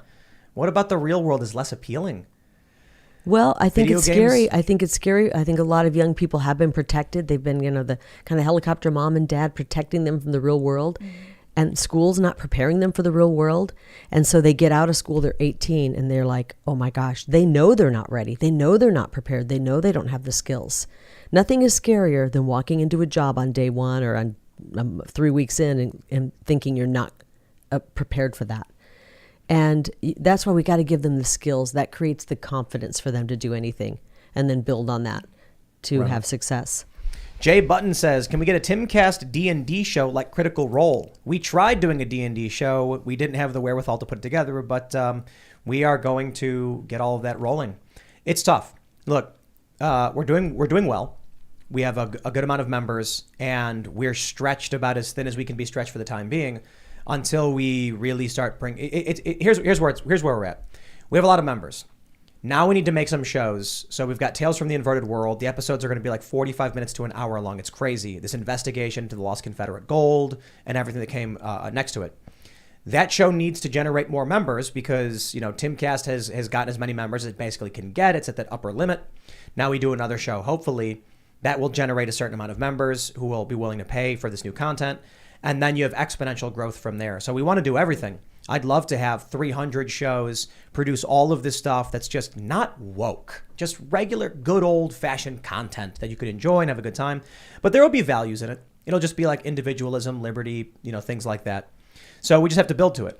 So as you guys go to timcast.com and become members, you are helping us expand to that degree. But hopefully we'll end up with a show that's like Game of Thrones-esque or whatever, and then we end up with 1 million subscribers, and then we can do everything. So I'll leave it at that. If you haven't already, smash that like button, subscribe to this channel, and head over to timcast.com, become a member, because we're going to have a members-only show coming up. As soon as we wrap the live stream, we start recording that. This one's going to be uncensored after hours. You can also follow the show at Timcast IRL. You can follow me at Timcast. Kari, do you want to shout anything out? Yeah, if you're in Arizona, vote. I mean, I think the young people are really involved right now in politics. They realize how politics have affected their lives the last few years. They realize people masked them. They realize that people tortured them and took some of the great moments of their life away. And they're very involved now in politics. So I want them to vote. If they've got a ballot in their mailbox, get it out and vote. This is between a rhino, who's an open borders globalist, married to a 95-year-old pouring billions of dollars into ads trying to say she's one thing when she's another thing. She's an open borders, really liberal. And it's between a socialist Democrat and myself. So we got to pick the right person, and that's me. I will say this in a general sense. When you believe in someone and you want to vote, bring 3 of your friends with you. Convince 3 of your friends to come and vote with you, or if you've got a mail-in ballot, convince your friends to vote as well. I'm not telling you who to vote for. I'm just saying do that outreach yourself, because that's the grassroots, that ripple effect has an impact. Truly does. And we are a grassroots campaign, and we're going to do big things for Arizona. And I'm only in this because I was looking at who ran, and I thought none of these people are going to put Arizonans first. And I think it's the experienced political people that got us into this mess, and we need outsiders to get us out. I've been covering Arizona for 27 years. My job was to go in every day, wrap my arms around the biggest issue facing Arizona, and get the information out to the people. We need a great communicator, much like Ronald Reagan was now, because information and those who control it are really controlling the population. And we need somebody who can break down the truth for people and actually get some stuff done. I think the mom in me is going to get some stuff done, and that Midwestern work ethic. Right on. Do you have a website people can go to if they want to support you directly or anything KariLake.com, KariLake.com. You can see where I stand on all of the issues. And I'm not talking about just a sentence. I lay it all out. I've got my border policy there, my homelessness policy, my education policy, and much more. And I also have where my opponent, the one who's trying to buy this race, she's outspending us 20-1. Wow. It's the most expensive governor's race we've ever seen, and we're not even even to the primary yet. Expected to spend $26 million. Most of it in ads that are painting her as something that she really isn't. Wow. So we need to let her know that we're not going to allow her to buy this election. She can spend all the money she wants, but we're not going to buy her lies, and you can see what her voting record is before you cast that ballot. Right on. All right. Well, we also have Mary Morgan who's hanging out. You want to shout anything out? Sure. If you want to see more of me, you can find me on Instagram or WeChat at Closer Kitty. And I also demand that you go find Pop Culture Crisis on YouTube. We go live at 3 p.m. Eastern and noon Pacific time every Monday through Friday.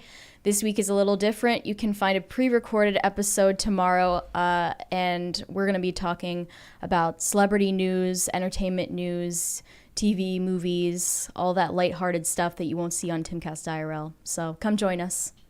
And you can follow me at iancrossland.net. Get in touch with me via social media, anyone you want. I'm usually on all of them. Kari, always awesome to see you, man. Thank you. And I will call you dude and man all day. Call me dude. I love you, Kari. Thank you. Ian Thank walked you, in. He was Ian. like, "Hey, dude." And Kari was What's like, up, "I love homie?" that." Yeah, welcome I'm back. going to get you another shirt. Oh, I'm totally looking forward to it. I'll talk. Really? Remind me Okay. again after the show if I don't Okay. remind Do you you have first. pink shirts? We don't have pink, but maybe you can pull the shirts up and we'll get every one of you guys a shirt. You're going to love it. You'll think about me when you lay down for course. sleep because they're I so might even wear comfy it at to night. bed tonight. It's very comfortable. Thank you is. again.